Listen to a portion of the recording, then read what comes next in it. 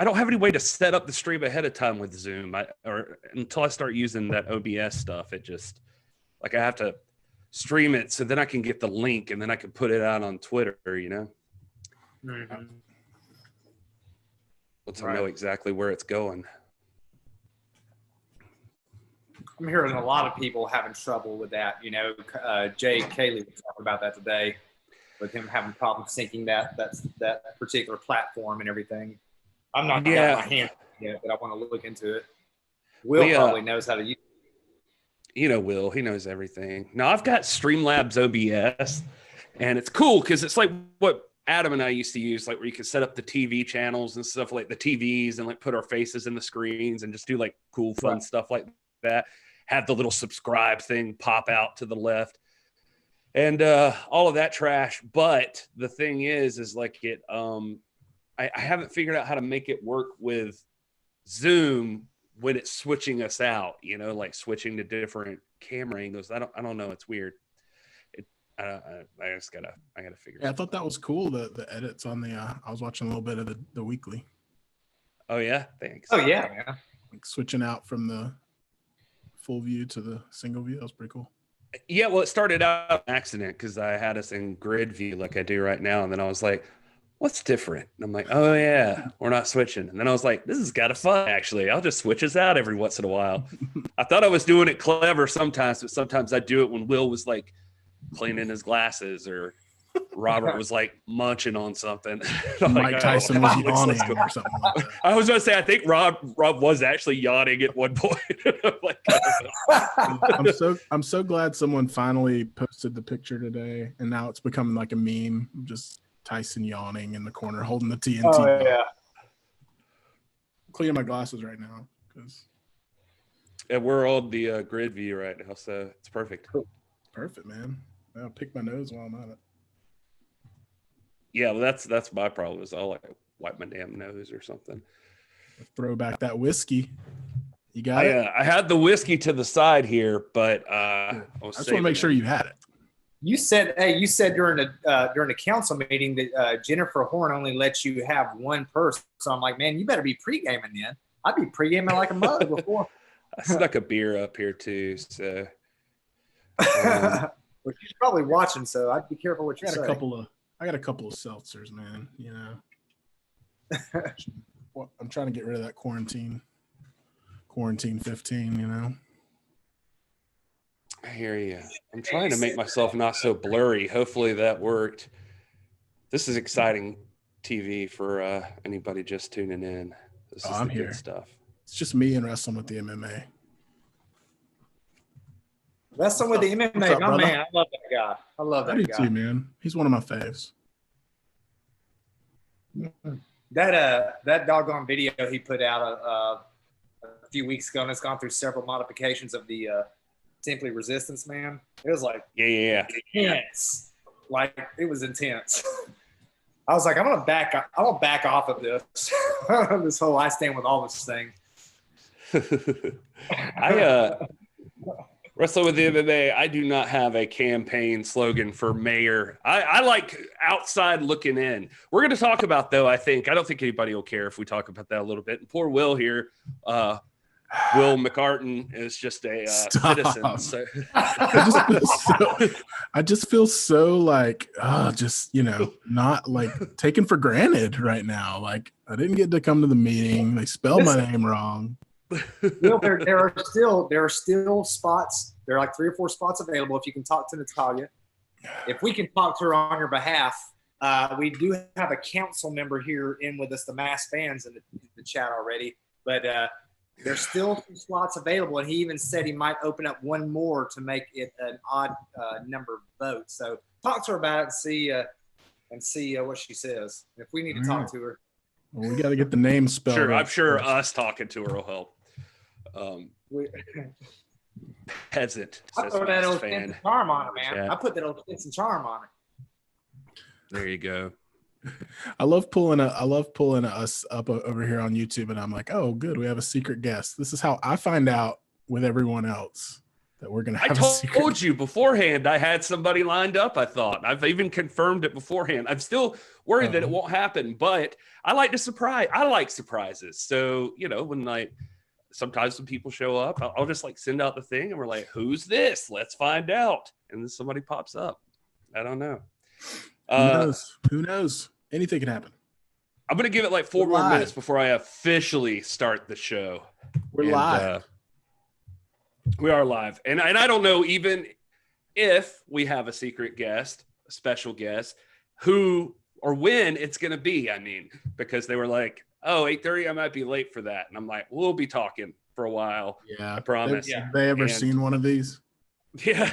I was like, we'll be talking a little while. And don't show up on time because it takes 15 minutes to get going anyway. And that's just to get to the introductions. So, well, hey, listen, we can get cranked up in lieu of Hey, It's Will Daily tonight. I do have some quick hit news stories that I would have put on the Daily Show for today. If you guys want to hit those and get some quick reactions. Okay, let's do it. Let's talk some just general wrestling news with our folks in the chat. Well, special live edition of Hey, It's Will Daily then. So thank you guys for joining. This is where I look at wrestling culture from the perspective of an NWA fan with two other guys. My two best friends. How about that? Oh, look at that. That's sweet.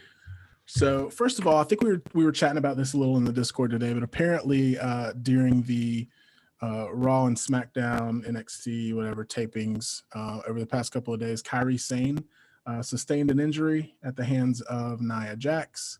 Surprise, surprise, said, and this is from Fightful, the spot occurred outside the ring near the stairs where Kyrie was thrown down and her head hit the corner of the stairs. Oh, that makes me cringe. So there was a big debate going on in the NWA Discord. This is the NWA Discord. If you guys haven't joined that, you should, because it's a lot of fun. But there was a debate going on there where somebody called Kyrie fragile, and somebody's like, no, this is Nia, and she has a history of this thing and all that. And I don't watch a bunch of WWE, so I can't speak too much on it, except to say that I have heard these stories about Nia before, and I definitely saw her a few weeks ago where she delivered a power bomb to Kyrie into the corner, and it looked like it was just way short. It you wanted to get her back onto the turnbuckle, and instead it was just snapped her the back of her head and neck on the bottom turnbuckle. And I was like, that's not how you do that. And I'm no wrestling expert, but they just look nasty. And so when you hear a story like this, my immediate thought is, again, not on Kyrie. That sounds like somebody was not paying attention. So, I mean, it says outside, Kyrie was thrown by Nia Jax and her head hit the corner of the stairs. I'm not sure how, if you're getting thrown, you're just supposed to move your head and protect yourself. That's 100% on the thrower, right? I mean, that's on Nia to protect her and make sure that she's not throwing her into the stairs. That's just, I don't know. That is what I would think as well. In some other more positive news, it appears that Drew Gulick is re-signing with WWE. He's been his contract expired about a week ago. He did not re-sign. I think he wanted more money, yada yada yada, something like that. But the reports are that he was present at the SmackDown tapings for this week. So I don't know if he signed a new contract, but he is sticking around, which would lead me to believe either they're close to signing a new contract, which is good. I think he had finally stepped into a position, a spotlight. Him and Daniel Bryan were having an incredible program. And I was really bummed when I heard that his contract had expired. So I'm happy for Drew Gulick. What do you guys think about that? Yeah, no, I'm happy. I'm like with you. I haven't heard anything definitive. You'll hear it before we will, of course. But yeah, he's a good guy. And with all these firings and dismissals and all that, I was really pessimistic. But this was positive. Yeah, I don't. I just listened to something about this that he, there was some belief that was going to happen because a lot of people reached out to him as soon as he was no longer a member of the roster, and he was kind of hesitant to do anything. So it was kind of, people were kind of guessing he was in negotiations with them still. And so anyway, good for him. I mean, I hope they use the guy. He's a great wrestler. It's smart. I'm glad he didn't just, I'm glad now, publicly we know that, he valued himself enough to say, no, I'm worth more than what you're offering me, and I'll hold out. And hopefully they reached an agreement that compensates Drew fairly. And I hope, as I said, the trajectory of his career and time in the spotlight just keeps going up, because he definitely deserves it. Well, Daniel Bryan seems to have a lot of creative control over what he does. And so he seems to really like Drew. Hopefully that continues to play for him. Yep. So number 3, we got a new wrestling video game apparently coming out. Are you guys wrestling video gamers? I play baseball games primarily, but I bought the WWE 20K19 Ric Flair edition. I'm looking at it on my shelf over there, about like 10 pounds of replica. I've not opened it up just because I don't want to compromise the worth and the value of the collector's item. So I've never played it. But this, I'm assuming you're speaking about retro wrestling. Is that the one we're talking about? I'm talking about, I don't know that there's a name yet. It's from an independent game studio called Virtual Basement. They're developing it. Okay. There's not a set timeline for it right now. But they told Sean Ross Sapp over at Fightful that this is, and if you're familiar with video games, this will mean something to you. They say the gameplay is a mix of No Mercy, Here Comes the Pain, Day of Reckoning 2, and SmackDown versus Raw 2011. Yeah, well, that's what you'd say if you were putting out a wrestling game, I'd like to think. Well, especially it's a mix of all the best wrestling games that ever happened. So, yeah, hey, listen, I'm making a movie, and it's a combination of Star Wars, Titanic, Lord of the Rings, and Harry Potter. Yeah.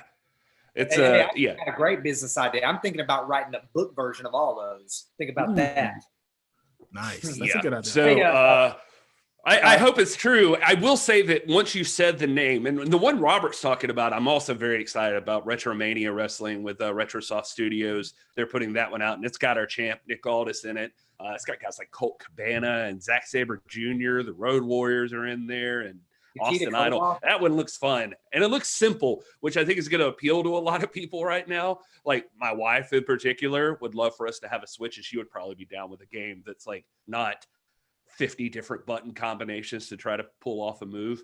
But that Virtual Basement game you're talking about, I did not know what it was exactly, but I've seen on Instagram from some of the folks I follow where they've been signing contracts with Virtual Basement. So I happen to know, like, right off the top of my head as an example is like Danny Jordan, the real mean girl.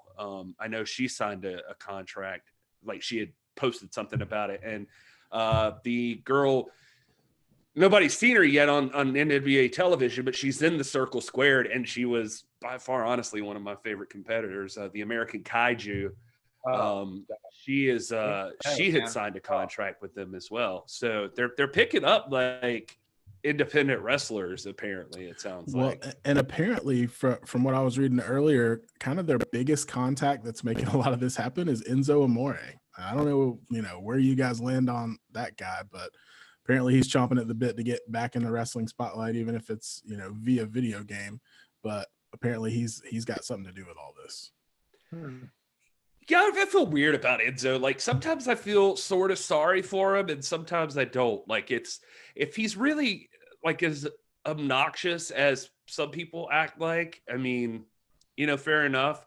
But I've seen him do a lot of things that seem super nice too. So it's kind of tough. The whole accusation that got him fired from the WWE, I don't want to. WWE Front Row just pointed out it's Lindsay Snow. Yes, American Kaiju Lindsay Snow. I couldn't. It was like escaping me, but she's she's awesome.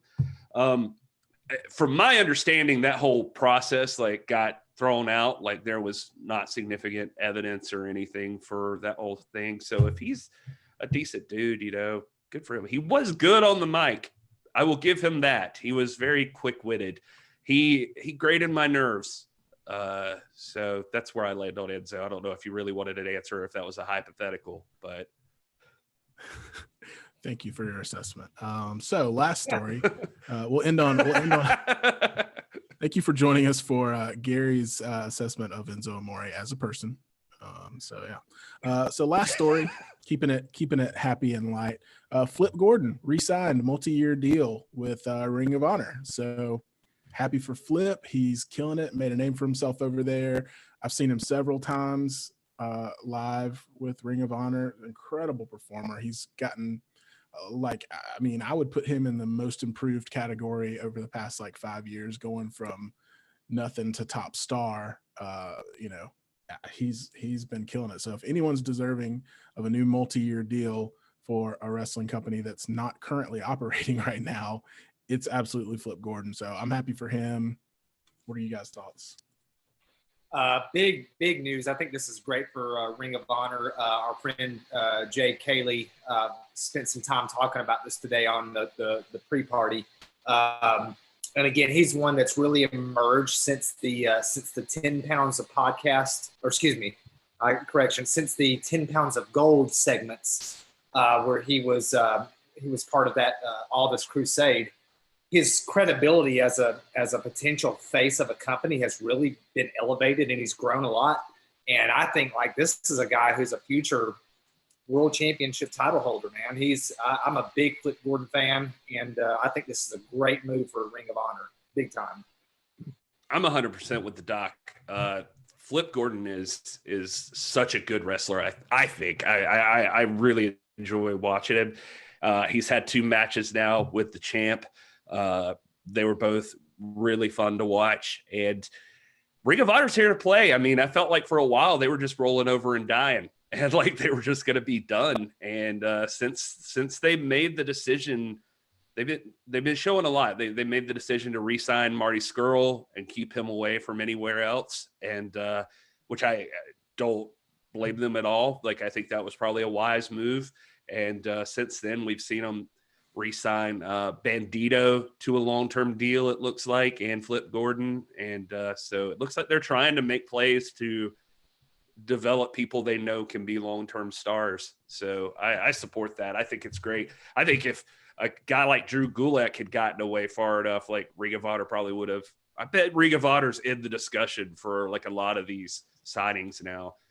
One that I heard recently was, I think this just happened, but I was literally listening to the Observer right before we came on, and they were talking about Matt Riddle got pulled up to SmackDown.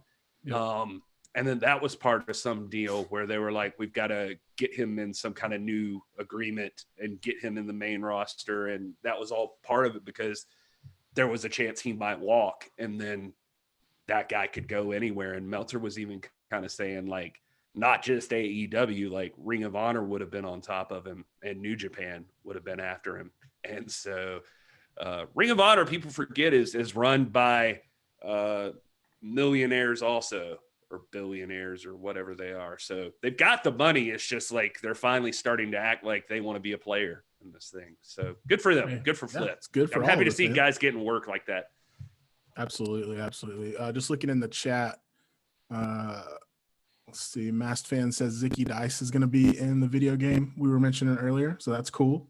That's right. I remember that. And let's see. Some more commentary here on Enzo, your pal, Gary. WWE Front Row says he met him at WrestleCade last year. He stayed and talked to anyone that wanted to share stories and was a genuinely nice guy. So there you go, man. Well, good. See, that's a guy I trust. WWE Front Row, that's a guy I trust. Not that I don't trust you. If you can't, but he's met him. Well, that makes sense. I don't fault anyone for that either. If you can't trust WWE Front Row, who can you trust? Trust Whiskey Gary, because Whiskey Gary never lies, ever. He's never lied. Whiskey Gary is incapable of lying. That's the problem for Whiskey Gary. It's too much. At 9:55 tonight, the truth will be coming out, man. There you'll go. We'll go on some rants. Well, we can All get into right, Carney. so- We're getting some questions about Carnyland. So, Gary, if you want to take us into our regularly scheduled program. Yeah, that was Hey, it's Will Daily. Thank you, Will. One of our favorite new additions to This is the NWA podcast, the Hey, it's Will Daily. And it looks like you still got one in, so that's nice. Yeah. All right. So welcome, everybody. This is Gary Horton. This is the NWA. It's the podcast celebrating the past, present, future, history, legacy, and tradition of the greatest pro wrestling entity of all time, the National Wrestling Alliance. And I'm one of your hosts, Gary Horton. And my co-hosts are here today, thank God, or this would be a really boring podcast.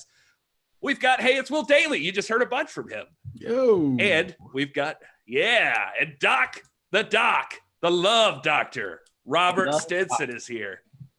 McLovin. Doc McLovin. That's right. And the three of us together make a big, nice, juicy gravy cake. So you just gotta get on that. A red velvet, Oh, a man. red velvet gravy cake at that. Red velvet gravy cake. My Red God. velvet gravy cake, man. I got ideas like crazy this week.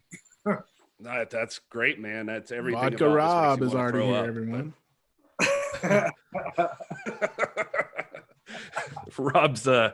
Rob's got the creative juices flowing. And by that I mean whatever's in his tumbler right now. Man, I just got off. I just came back from Tanya Fest, bro. My creative juices are on point right now, bro. Listen, dude, I don't know what Tanya Fest is. I am Wait. Oh, you're talking uncomfortable. about your trip this weekend. I was Yeah. like, wait, dude. If this is like a Tuesday night thing in the Stinson household, I don't get it. It needs to be. It needs to be. All right. Well, we're here to talk to you guys. Everybody in the chat, thank you for being here. WWE Front Row, the Mass Fan, Turbo here running the moderator position and wrestling with the MMA and Masked Fan. Did I already say that? Probably did, but whatever. He's worth two mentions. You guys, yeah, he's worth two mentions, right? Masked Fan was there with us earlier today in the Carnyland post chat that council members get to be a part of. And so we're going to talk to you about Carnyland today. We're going to talk to you about that chat. We may or may not have a special guest. I don't want to build it up too much, so that's all I'm going to say about that. People are loving Will's face. I don't know. That's my wife, actually. My wife's in the chat. Apparently, Will's Awkward. We all love Will's face, man. Will's got Yeah. a lovable face. Anyway, Thank you for all noticing. right.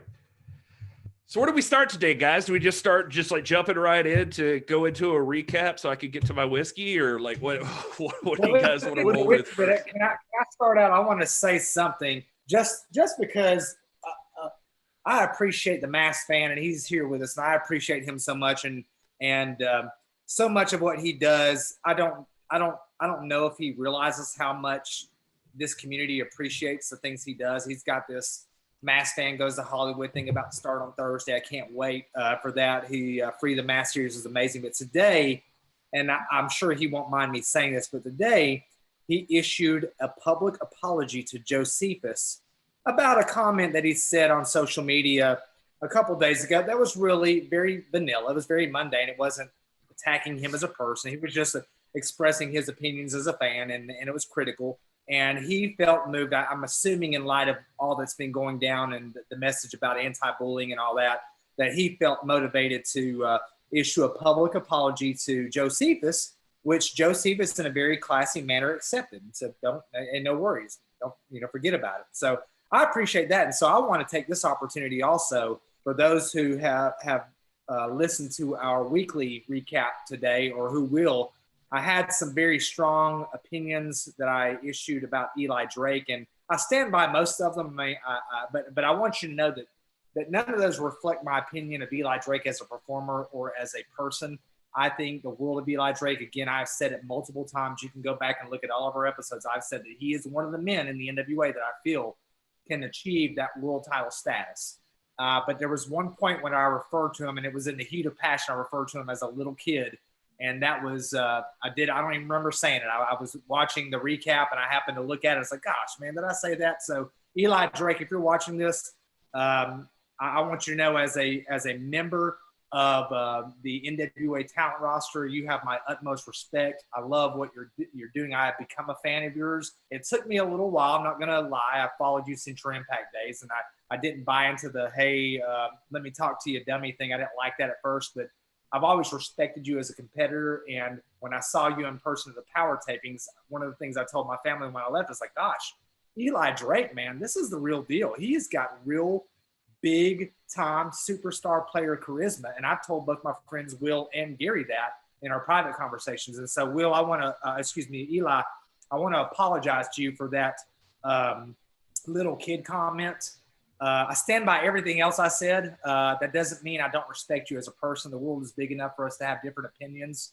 And you just caught me at an emotional moment on Memorial Day weekend with some of your comments.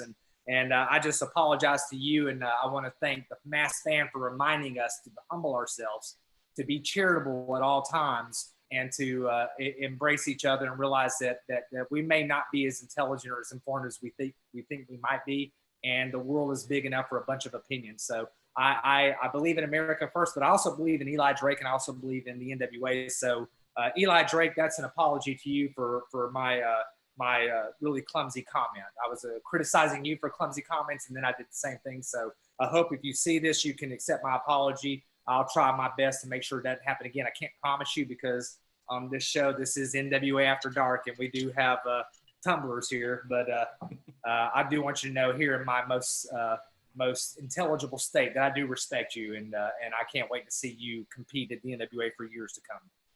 Everything you said about your mother, Eli Drake, was he 100% stands by. But you'll have to listen to This is the NWA Weekly to get all of that. Sorry, folks, that's the only way I know to deal with tension.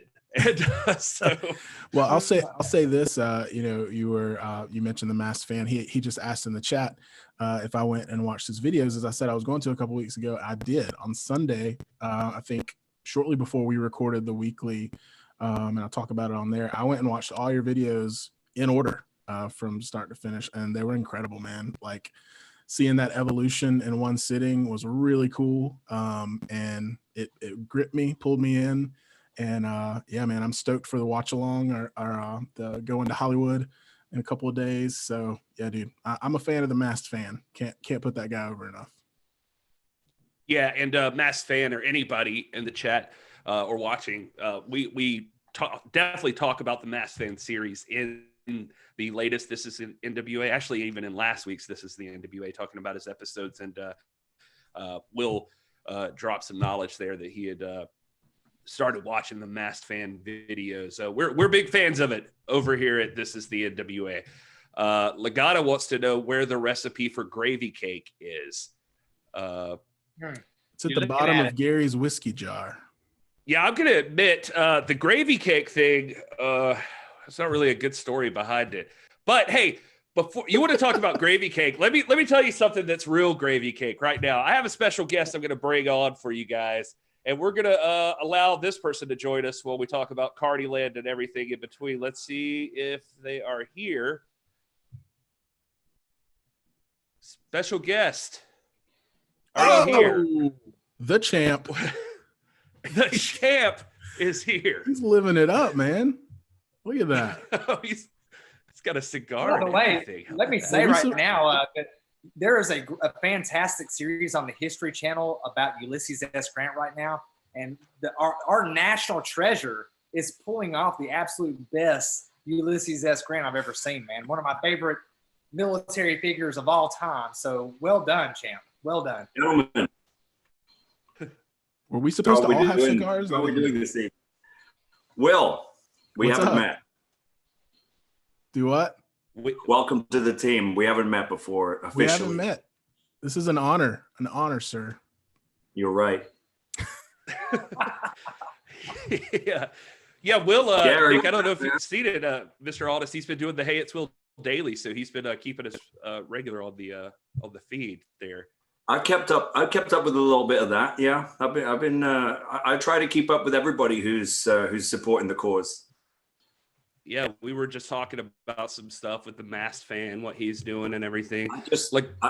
I want to make one thing very clear though, coming in. I do not want to be part of this gravy recipe that you were talking about. That's not my style. Well, just stick around. I mean, eventually everybody comes around on it, I think. So, well, Hey, I'll sorry, take like 10 or 15. Sorry, we're getting a cameo here. Hey, Do you want to come? what? Do you want to come? Donovan! Look, say hi to everyone. They Hi! can't see you. Hey, Come Donovan. Hello, Donovan. Well, Hey, buddy. Hey, there he is. Hey, good to see you, man. shut the door. Priceless. That is priceless. Have a good time. Oh, get Pixie out of here too. Stupid dog. He's the champ's bossing people around as it should be. Well, Mr. Aldis, thank you so much for joining us today. This is well, we've established it's an honor, but man, it's good to see you. Especially you were heavily featured on Carnyland today, so it's we can get some of your takes from that. Somewhat, right? Somewhat featured. I think that it's an interesting direction that we've taken in Carnyland. That now we're looking at a potential political landscape, and I guess it's pro wrestling, so politics are a big part of it. So let's see where this goes. So my gears are turning, but at this stage in the game, it's very early days for me to be disclosing any of my immediate thoughts. Well, I can say that for people who don't know, if you're a member of the Patreon for Carnyland, if you're a council person, then you can participate sometimes, I guess, after Carnyland. It seems like it's going to be every week now, in a live chat with a special guest. This week it was David Lagana, and he kind of set us up for what to expect and everything. But he did bring up, and he told me to talk about it, so I assume it's okay to say some of the things we discussed. But we talked about the mayorship that came up in the episode today, and what he thought that should be, or what he thought he wanted to know what we thought that should be. If it should be talent from the NWA roster, a person in the back, somebody from the group, whatever, like who should be able to run. But I did see Nick Aldis's name pop up a lot in that conversation. People were ready. And oddly enough, it was you and Zicky Dice, who there could not be more polar opposite of people, I don't suppose. No. I don't really know what kind of comment you're looking for from me on that, because at this point, like I said, my guess is as good as yours as far as what this thing's going to look like. And but in all seriousness, the cool thing about what Carnyland is doing is that all of our content that the company is doing at this point is very, very fluid. It's absolutely open to manipulation and interpretation, from our most dedicated fans, particularly the ones who are, parting with their money to be citizens on Patreon. So we do want to have you guys involved, on that level, because that we understand that to a lot of fans, that's really the most appealing part of a Patreon or any kind of premium subscription situation, is that they want to have a say and they want to have a seat at the table. I think that's a really neat concept, the whole idea. Let's talk for a minute about your contribution. You've got a daily or a weekly show now, besides just showing up on Carnyland. You've got the Monday show, What's Causing Aldis, and I think I told you online, and we've had this conversation between the three of us, and in a lot of places we've seen the same sentiment that this is one of the favorite parts of Carnyland, and that's not just because you're sitting right there. People really enjoyed. There was inside the NWA that was a behind the scenes look, which I thought was really cool. It was very open and felt very honest, and it was a very neat sort of deal, and I would not trade that for anything. And Eli Drake's thing was very wild and just off the wall stuff. And but what's causing Aldis is it gave a side that I think a lot of people look for, in that there were these behind the scenes stories. I described it to Rob as like him being a veteran, like it was like these war stories. So these guys that have actually been in the ring, that no matter what interviewer tried, you wouldn't be able to have the same kind of conversation that yourself and Crimson and Tom Latimer had. So I assume that's exactly what you're going for, right? 100%. It's as great as it is that I'm requested quite frequently for interviews for podcasts and various types of broadcast media, and since the pandemic, it's probably increased about 200%. But yeah, for the most part, I often get asked the same things, and I understand that there is a sort of there's a little bit of a line that guys can't cross if they're not a peer, when they're just a member of the media and they're sort of talking to you in that capacity. There are certain things that there are certain parameters they have to stay within, which is totally fine, but it also leaves an opportunity to have a conversation, to your point, that's much more, first of all, has much more credibility, and also it kind of bypasses some of that early stuff. Like I find that with a lot of interviews, I'm sort of getting through the first sort of 15-20 minutes just doing the sort of typical stuff to get to anything with any kind of meat on it. And what I wanted from this was to be more of like, here's the real, here's what's really, here's some of the cool things that happened. And especially when you get guys who are, Crimson and Tom are two of my best friends. Tom was the best man at my wedding and Crimson was one of the groomsmen. So it's like, we're tight, so there was no feeling out process, right? We didn't have to break the ice with each other. And then next week with James, that one I think is going to really surprise people, because people forget that James and I have known each other for over a decade, and James more as much as anyone really in my career has been a real kind of key person at various different stages. And we talk about some of that.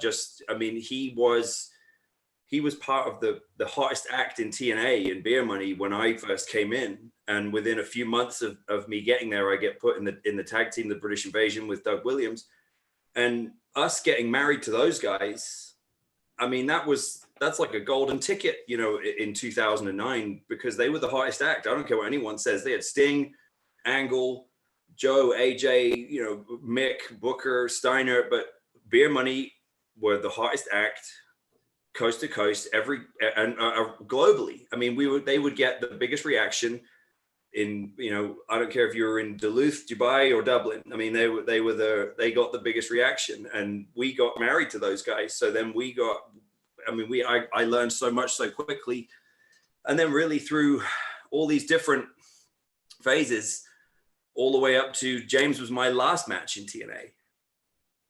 And then it just so happened that on the day of All In, and we talk about this in depth on the show, I came downstairs the morning of All In, and I was just going to have breakfast by myself, because I knew that the day was going to be crazy. So if anyone who knows me will tell you that I'm quite an introvert behind the scenes. I like to pick my moments and be an extrovert, but most of the time I kind of like to keep to myself, and I certainly need moments where I'm private. So I was going to just take that morning before All In to just have breakfast by myself and chill and just sort of, have some quiet time with my mind. And I walk into the breakfast room and Cowboy's sitting right there in the corner.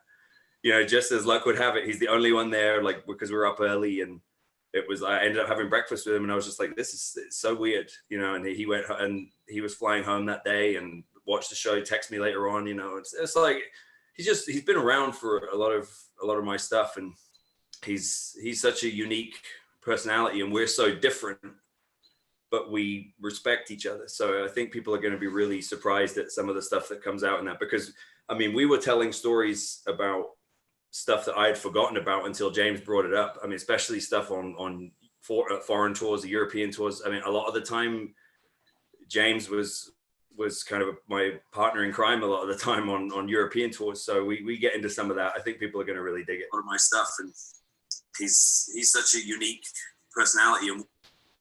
Got some feedback there. I don't know who that is, but so it's kind of ironic, and I don't want to hog this whole thing. I'll let you guys talk to, but it's kind of ironic though that one of the things that's cool about you talking to Crimson and Tom Latimer is that, you know, you talked about with normal interviews, you have to, you know, this one you get to skip over the early stuff, but that's a lot about what you guys talk about. And I think that's kind of interesting, but I guess it's from a perspective that you guys have all been there. And I don't know if like somebody brought up a construction Aldis with your little hat on and stuff, like in a random interview, if that would be taken as lightly as you guys talking about it. I heard Rotella talking about construction Aldis, and I was getting ready to send him a message to watch his step. No, construction Aldis, but construction Aldis never even had one match.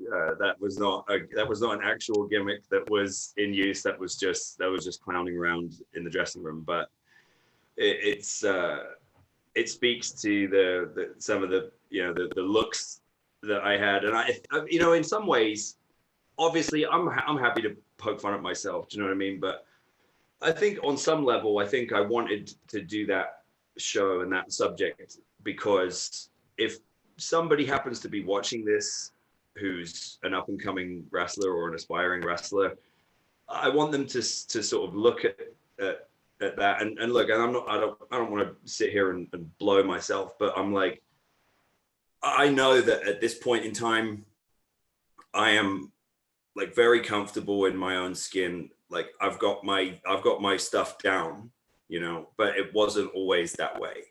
So I think in some ways I wanted an aspiring wrestler who might be struggling with sort of finding themselves to sort of look and go, you know, it didn't happen overnight. And that's, to me, is the biggest thing with the wrestlers that really have a good sustained career and really resonate with the audience on that level, is when they get comfortable with themselves and they find themselves, and that takes time. Do you guys have something you would like to say to the champ? Just how much you love and admire him? Anything? Yeah, I'll jump in. So I was looking at your Wikipedia page. I'm just kidding. Gary said he felt personally attacked by that bit last week. So I don't know if he's wanting an apology or. Well, look at the ego on him. I mean, you know, the guy's he's had a small taste of success and notoriety, and now he's, you know, I mean, I've seen some of these shows where he's had a few disparaging things to say about me. But well, you know, I've questioned some of your decisions in the past. That's pretty much what it boils down to. I can't deny the what you've done for the show. So I'll always be respectful and appreciative. I will say that I loved the Wrestler Dad segment tonight. I feel like I can relate to that. I've got a 2-year-old, and half the time I'm talking to him, he's just watching his tablet. So it really resonated with me. But yeah, I think that one, I feel like it was okay. I feel like I didn't quite hit the mark with it. I think if with a little more refining, we could get that down to something really good.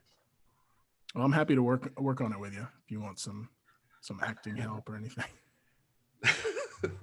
Doctor, you're being quiet over there. What's going on, my friend? Oh no, I was. You put out a lot of great content here in the last a couple of weeks, and one of my favorite pieces was the unboxing of the suit and your unveiling of the new line that's coming out. And is that something that the fan community is going to be able to have access to, or is this something that only the national treasure will be privy to?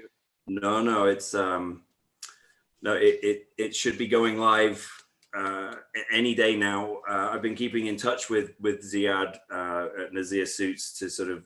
I told him the other day. I said, look, let me know when it's live, because I don't want to keep directing people to it while he's in this while he's still in the building phase. He's redoing his site and stuff. But no, the story with that was I had got a couple of suits custom made somewhere else, and I guess one of the fabrics that I picked, which is a red plaid, which you guys might remember from Power.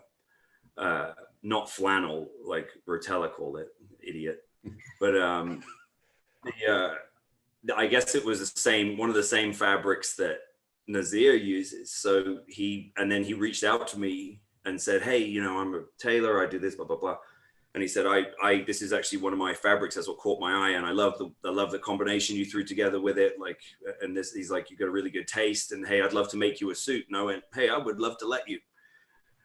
So that's how, and then he's made me a couple now. And to your point, Doc, I just, I did an unboxing for the last one. But after he'd sent the first one and I loved it so much and was so blown away by the quality, I guess, from some Instagram promotion for it and stuff, you know, he got so much interest that then he came back to me and said, would you like to do a line?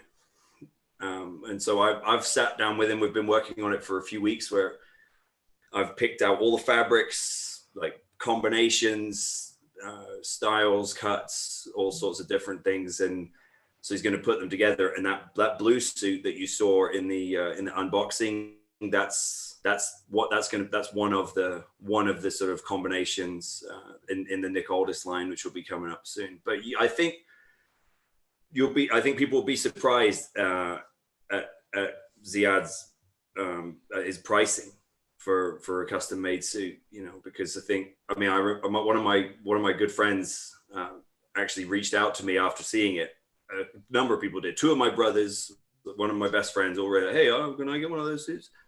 But I text Ziad and said, like, what would someone be looking at, you know, to have something like the blue one put together? He's like, oh, I could do it for like 500, which, you know, wow, just pretty mental considering a lot of the time you'd be talking a couple of thousand. But that's his model. Because that was impressive to me. Does it all online, does it all, you know, no storefront, no overheads, you know, direct to consumer. So so you know, you cut out that middleman and the cost of that label and everything, and you know, you'd be surprised at what you can get done. Right. We were reviewing that a week or two ago on this show, and talking about how your response was so, whether people like Strictly Business or not, your response was so endearing. Like how you were giddy about the sweatsuit that was in there and the bag and all that stuff. It's kind of, you know, it's kind of a reaction that all of us would have, and your authenticity is very neat. I wanted to ask you a question because on June the 11th, we reached day 600 of your reign, very historic reign, the 9th longest in the history of wrestling since the foundations of the world.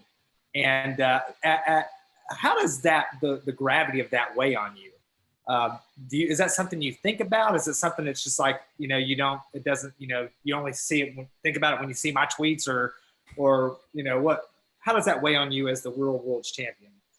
I mean, you definitely keep me refreshed on it more than anybody else. But I think when it came up on 500, I thought, wow, that's really something. More in the sense of just in wrestling, in the modern era in wrestling, you know, the championships change hands so much more frequently than they did, you know, decades ago. And I understand the sort of necessity of it. It kind of bred from the Attitude Era when because you had two giant companies who were competing head to head every week. So it was kind of like, okay, we need something to win we need to win the day, we need to win the week, we need to get the attention back. So obviously big moments like title matches become a bit more, you know, they get a little bastardized, for lack of a better term. And I think that it's sort of a hangover from that. Obviously we've got things back on more of an even keel since those days, but it's still just, you got to be so careful with championships, because you can, and I think, I don't want to point at anyone in particular, and I don't want this to turn into a sort of interpretation of shade at anyone, but I see so much sentiment from fans to the effect of, this is the only title that I, you know, feel has any sort of respectability and credibility. All the other titles, they change all the time and they've lost all their value. And, you know, I don't even know who the champion is. I don't really care. And if you're a fan and you can't even name who the current champion is of something, there's probably too many champions. And and if you can't name who it is, then surely you can't have any sort of emotional investment in whether or not somebody takes it from them. But with us, we stripped everything down to bare bones right from Jump Street with the NWA and said, what does anyone care about? The title. You know, who's the champion? Why does someone want to be the champion? You know, what does it mean to them to be the champion? Like, who's held the championship before them? It's the same, you know, it's the view, it's the iconic sort of vision of it.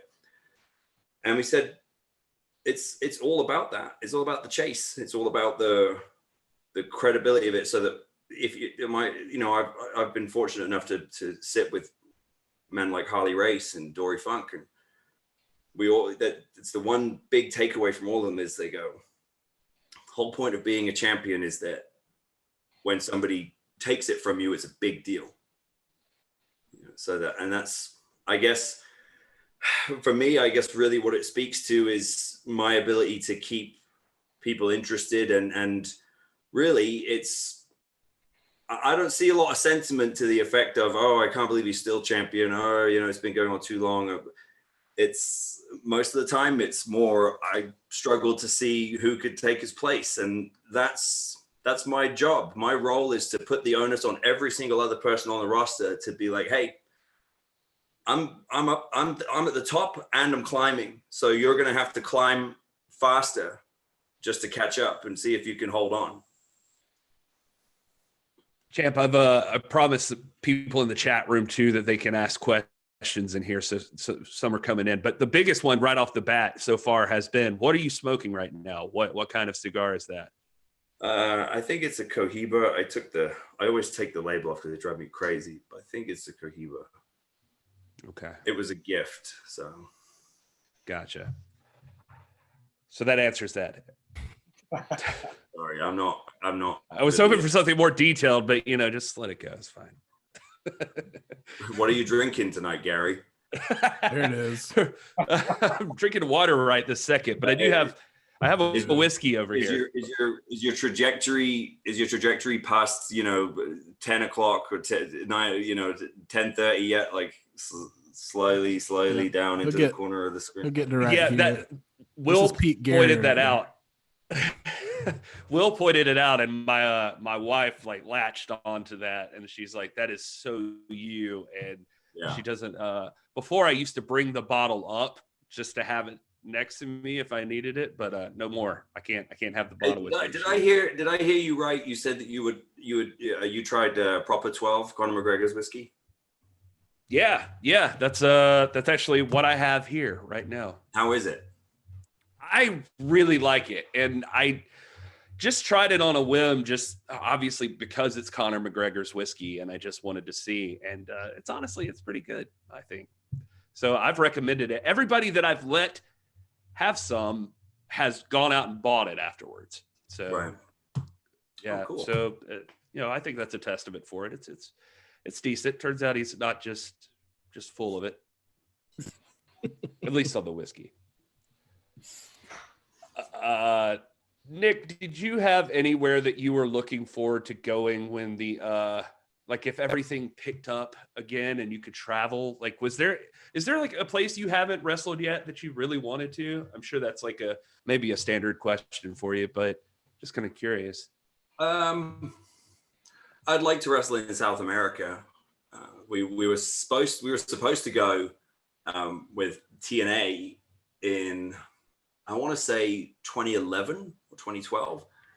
It's actually a funny story. I wish it's so classic TNA, but we were supposed to do, I want to say Santiago, Chile, Buenos Aires, and somewhere else, maybe Rio de Janeiro, I forget. But it was a seriously cool tour. I mean, we were so psyched to be going on this tour because the way it was laid out, it was like a show a day and then a day off in between each show, so we had a bit of time.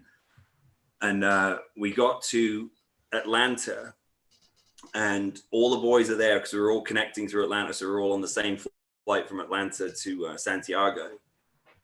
And we're all between everyone, there was enough guys who had lounge access. So everyone's in the lounge, everyone's drinking, everyone's excited, everyone's having a good time. And then suddenly all our phones go off and they're just like, do not get on the plane. Do not go. Like, do not board the flight to Santiago. And we're kind of like, what? Well, I guess the promoter of the tour there had paid like half up front, but was supposed to pay the other half like by this day or whatever, and they didn't. So the company just strong-armed them and said, all right, we're not coming. So we all just sat there and went, oh, and then you know, they rescheduled all our flights and just booked us flights home. And I never forget, my wife, she wasn't booked for that tour, and she was so jealous and she was so annoyed that I was going and she wasn't. So then when I called her and told her what had happened, she was just like, oh no. And I went, oh, don't even. Hey, not to dwell on the wife stuff too much, but I just saw that she started up her own thing too. So she's like putting out content with Victoria and SoCal Val. Is that right? Yeah. Gore TV. But trust me, the fact that I'm talking about it now is irritating me, because it's all I've heard about for the last like 4 weeks. They first of all, they're all stuck in like 2012 because they're all communicating with each other on Voxer. Okay, I mean, like me and my friends were doing that shit when we were like 2012. I said they must be the only people left in the world using Voxer. But so for all I hear every minute of every day is blip, blip, blip. Oh, yeah, I thought we could do something where we drink a cocktail. Oh, it'd be so hilarious. Did we get It's going Voxer? over well at the Aldis house. Go ahead, Will. I'm sorry, I didn't mean. Voxer was great, like for a minute, because everyone went, "Oh, it's cool. It's like walkie-talkies. You know, you can just." And then WhatsApp and all the other messenger services just went, "Oh yeah, you can just hold down the button and do that." So then we just went, "Okay, I guess we'll just do that then."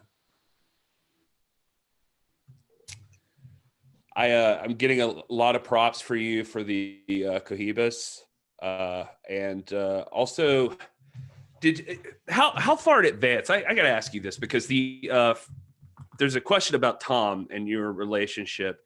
I met you guys both the same night, and it was right before Crockett Cup 2019. That was the first time I ever met either one of you, and you were both at the little VIP thing beforehand. How far in advance did you guys have this idea, Strictly Business, like that you would put something together like that? And Royce and Tom were obviously there. And I think I had discussed the idea of having a group with David and Billy somewhere around the Cody rematch, NWA 70, because one of the ideas that was being kicked around was to see if we could get a trilogy out of it. And then, you know, his circumstances changed, you know, with AEW and everything like that. So, but one of the things we had talked about was having a third match possibly in the UK. And one of the things that had been kicked around was, I said, well, what if I sort of get a group? You know, what if that's the next step, is I end up forming a group? So it definitely been in the back of our minds. As far as Strictly Business and all that, basically that first season of Power, we tried to make it quite fluid. We wanted to make it where we didn't necessarily define every single guy right off the bat as like a heel or a baby face. We didn't try to sort of force that on the audience. We basically had the guys, particularly the guys who have quite unique and strong personalities in their own right and have the mic skills, just go out. You know, I wasn't really being a heel or a baby face. I was being what I am, which is a torchbearer of the company. So depending on what your mentality is like as a fan, you're either you're either jealous and don't like me, or you're kind of with it and you do like me. But I had become a sort of necessary babyface by default, because I represented this brand and I represented the growth of it in a short period of time. So there was no way that at that point in time, there was no point sort of swimming upstream. So, you know, and it worked, because a lot of the time I think that often the champion doesn't necessarily really need to be a heel or a babyface. I think that depending on who else you've got going on your, and that was the way it was a lot of the time with the NWA, is that the traveling champions like Luthez or Harley or, you know, or Jack Briscoe or Flair was more of a heel, but at the same time, if he was going in somewhere and working with some tomato can, like, you don't think people were cheering for him? Of course they were. Like, they kept, because they wanted to just be sort of part of something. So they were with him, you know. So he wasn't a full-on heel all the time unless they were doing some sort of hot angle with the right babyface. But that's sort of where we had fallen in, because I knew that everywhere we went, I was always positioning myself as an obstacle for someone to overcome, and the money was in somebody, you know, people wanting to pay to see if I can get beat. So that's kind of a heel, but at the same time, deep down, people knew, you know, on some level, they kind of knew I was going to win. But they came anyway. So it's like, but when we get to the first season of Power, I started to look around at the strongest characters on the show, and we had Tim Storm, the ultimate babyface, but then Eli had kind of positioned himself as more of a likable babyface character also, and they had James Storm that was kind of walking the line, but definitely getting more of a babyface reaction. And I started looking, basically, to me as the champion, I'm looking at the list of guys to work with as far as like who are credible challengers for the championship, and they were all baby faces. So I went, all right, I guess I'll if everyone else is going left, I'll go right. And I basically made that decision and made that call with Dave and Billy, and said, okay, when we come back, I'm going full on, like, and it's the perfect time to start the group, because we obviously had Camille, and people either knew already or they were starting to find out that she was dating Tom. So it was kind of like, well, the group's made itself, because Tom's in the tag team with Royce and they're together, and, you know, Camille's my bodyguard insurance policy. So it's like, there's the group, and Tom's my best friend. So it's like, a lot of the time it's the best stuff is sitting right there in front of you. And that's pretty much what happened with Strictly Business. Seeing stuff in the chat about, do you think it would just be you guys, or would you welcome other people into the group, or you think 4 is a good number? I like 4, but I think there could be room for 5. It all depends on the person, and you know, like with anything, it has to fit. It would be more likely to be a situation where somebody emerges as a great addition to the group, as opposed to us actively looking and saying we need another member for the group. I know a lot of people had kicked around the idea of Starks when he was still here, before his contract ran out. But he was like, you know, he would have been someone that I would have kind of that would have made sense, because I've been such a public sort of advocate for him. So it's, you know, it would be something along those lines. It would be someone who has a very definitive sort of link to me and to the group. But I think 5. I think any more than 5 would start to get a bit tedious. So there might be room for the right person.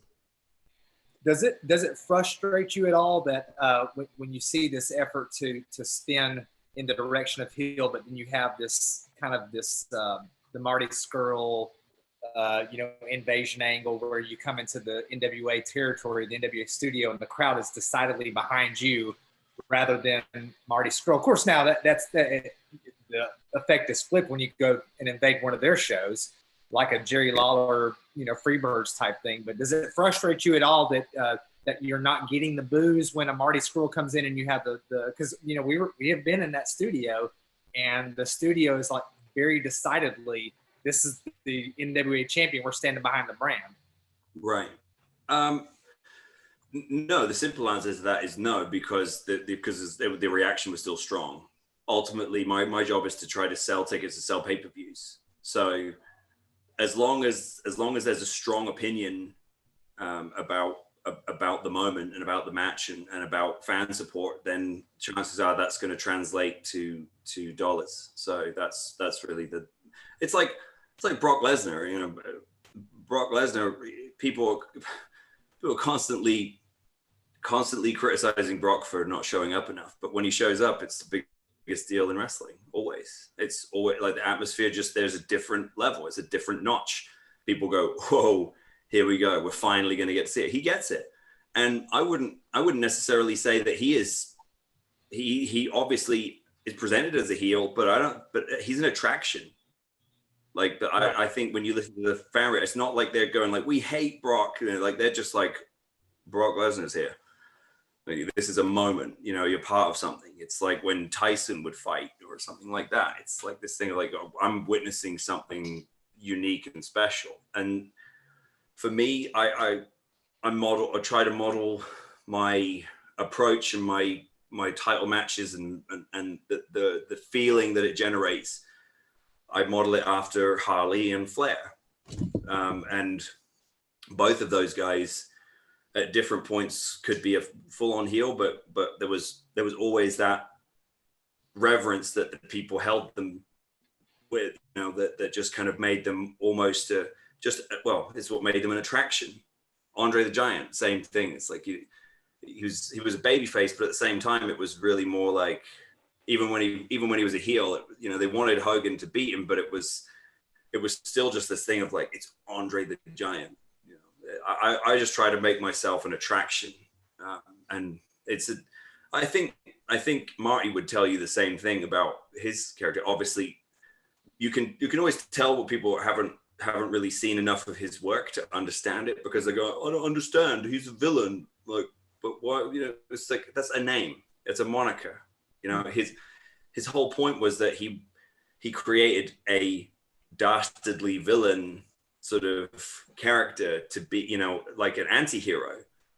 And anti-heroes, when they're done right, are cool and are an attraction and make people pay attention and people get behind them. So I think in some ways I'm kind of the same thing. I can be a bit of an anti-hero sometimes, but I just do what I can to try and be an attraction. Right. We've made the point multiple times on this show that the NWA is not really preoccupied with heelishness versus baby face-ishness. It's much more prize fighter oriented. Right.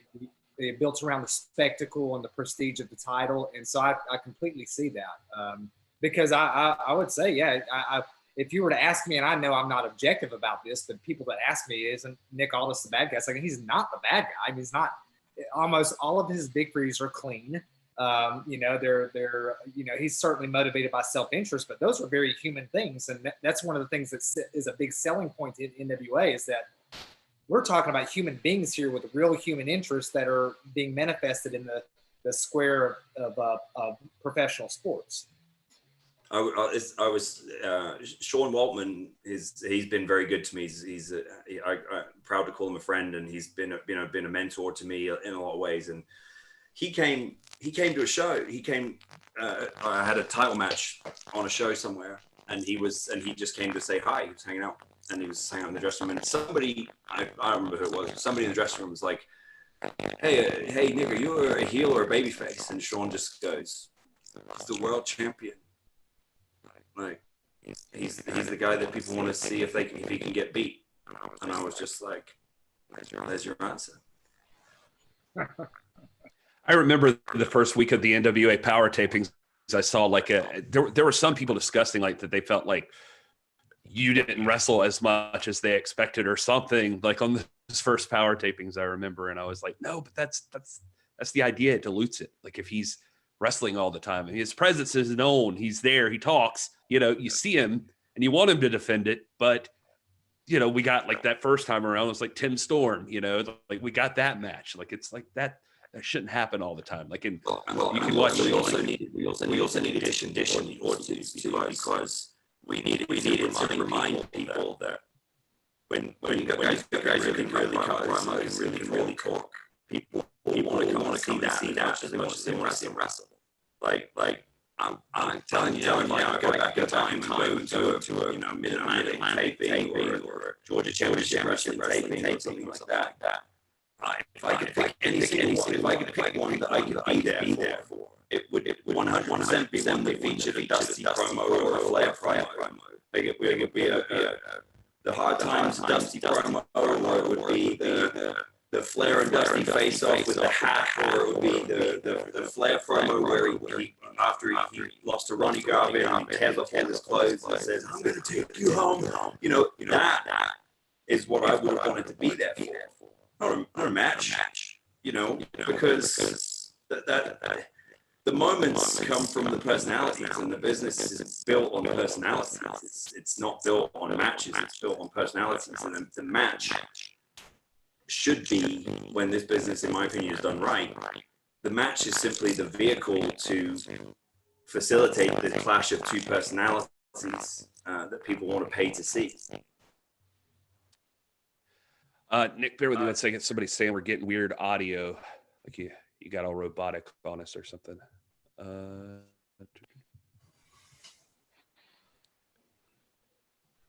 don't know. Is it sounding strange to you guys? Will, Rob? It sounds good now. It was for a moment, but it sounds good now. I'm playing with my microphone here. Hold on. Yeah, I think that fixed it. Okay.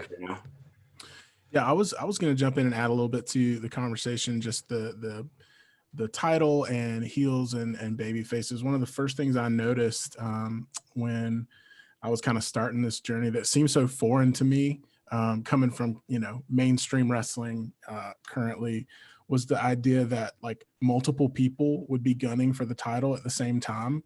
And then like when I saw that, and I think it was Tim Storm at the beginning of 10 Pounds of Gold, where, he had a match with you and then he turned around and went and had a match with Josephus. And I was kind of like, that seemed so foreign to me, but it elevated the title so much. And it makes so much sense from just like you talk about all the time, authenticity, from like a realism standpoint. If you're the guy at the top of the mountain, like why wouldn't everybody, whether they're a heel or a baby face, be after that title? It just makes sense. And I started to wonder like why that's not more common. I think that the reason that it stopped being like that is because, again, I have an opinion that a lot of the wrestling that has been around since the turn of the millennium has had a lot of hangover from the Attitude Era attached to it. Like the TV format drastically changed with when Nitro came along. Eric really revolutionized a lot of the television broadcast elements of wrestling. And I would argue that the Monday night wrestling format was really created by Eric at Nitro. If you watch Monday Night Raw prior to Nitro coming along, it's a very different show.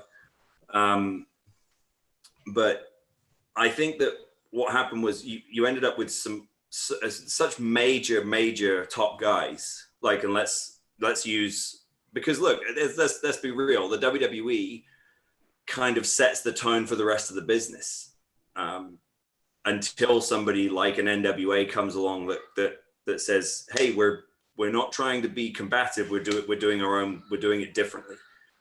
But typically, I think when you look at the WWE in the Attitude Era, you had Rock and Austin, arguably the two biggest stars of all time, and they're there at the same time. So it was like once once they were kind of in the thick of it with each other, and obviously the other major storyline, that kind of the iconic rivalry that exists in that time frame is McMahon and Austin. But as far as there was really, until Triple H kind of came up, there was like 4 guys that had the credibility to be WWF champion at that time: Austin, Taker, Mankind, and Rock. And obviously Undertaker is one of those characters that doesn't really need to be world champion. And you could argue the same about Mick, but obviously those guys, they still have to, when they win it, it's going to be a moment. It's not going to be a run. It's more like a moment for them to win it. But Rock was the best guy to be a long-term champion for Austin to chase, and Austin was the face of the company. And I think that what happened after that is that, like with a lot of things in wrestling, people try to sort of recreate that landscape. So they want, okay, who's the champion and who's the main guy challenging for it? And that becomes, and so they sort of try to force that issue. And it doesn't always work that way. It really depends on how many people are credible. And to your point, Will, one of the things that we wanted to establish was that idea that everybody here is existing with this faraway vision of wanting to eventually get their shot at the title. Everyone, and for some people, they start much closer, but some guys will start way at the back of the line. But there's still that sort of we want to remind the audience, every now and then, that everyone from the guys that people would consider the top contenders to the title, all the way down to opening match guys, or even guys who aren't under contract, who are coming in with no entrance, no intro. They're all at all times thinking about getting their shot at the title one day. Yeah, I love that. And I think it was one of the first episodes of season 1 of Power where James Storm came out and he was the national champ. And his promo was all about how that was a stepping stone to the world's title. And I thought that was, at first it kind of made me cringe, because I was like, well, he's not supposed to say stuff like that. But then again, like the realism part of my brain was like, oh, well, naturally, like that is the title. Everyone from, the guy who's losing every match to the guy who's the quote unquote number 1 contender, they should all be gunning for that title. And I appreciate that, realistic aspect of it. Yeah. And it helps. It ultimately helps anyone who becomes world champion. And I think that's another reason why it might be a minute before we see another world champ. We don't, obviously we never know. But it's because we've done all this work to build the credibility of it. So it's a very, it's very delicate. We're going to hand it off to someone. We have to be able to trust them 100%. I have to ask you this. Donna is in the chat, and she's been such a great supporter of the show. So I want to ask this. I feel like in our first interview I ever had, which you were kind enough to give me, like my first actual wrestling interview, I think. We may have covered this, but the Kingsland Cloverleaf, like where did that come from? She's tying it to Dory Funk Jr. possibly, but she's curious if it has any connection there. Yeah. Sorry, buddy. What? Yes. Oh man! Over here, folks. Over here. Man, everything pales to Parenthood, man. I mean, it is. To Parenthood, everything pales. It is hard to imagine, that this kid with his DNA, is someone who isn't camera shy, isn't it? I mean, every time I'm doing one of these, he's itching to come and have a cameo. Well, this is like NWA After Dark, so it's fine. This is the kind of stuff we live for. What did you ask me about?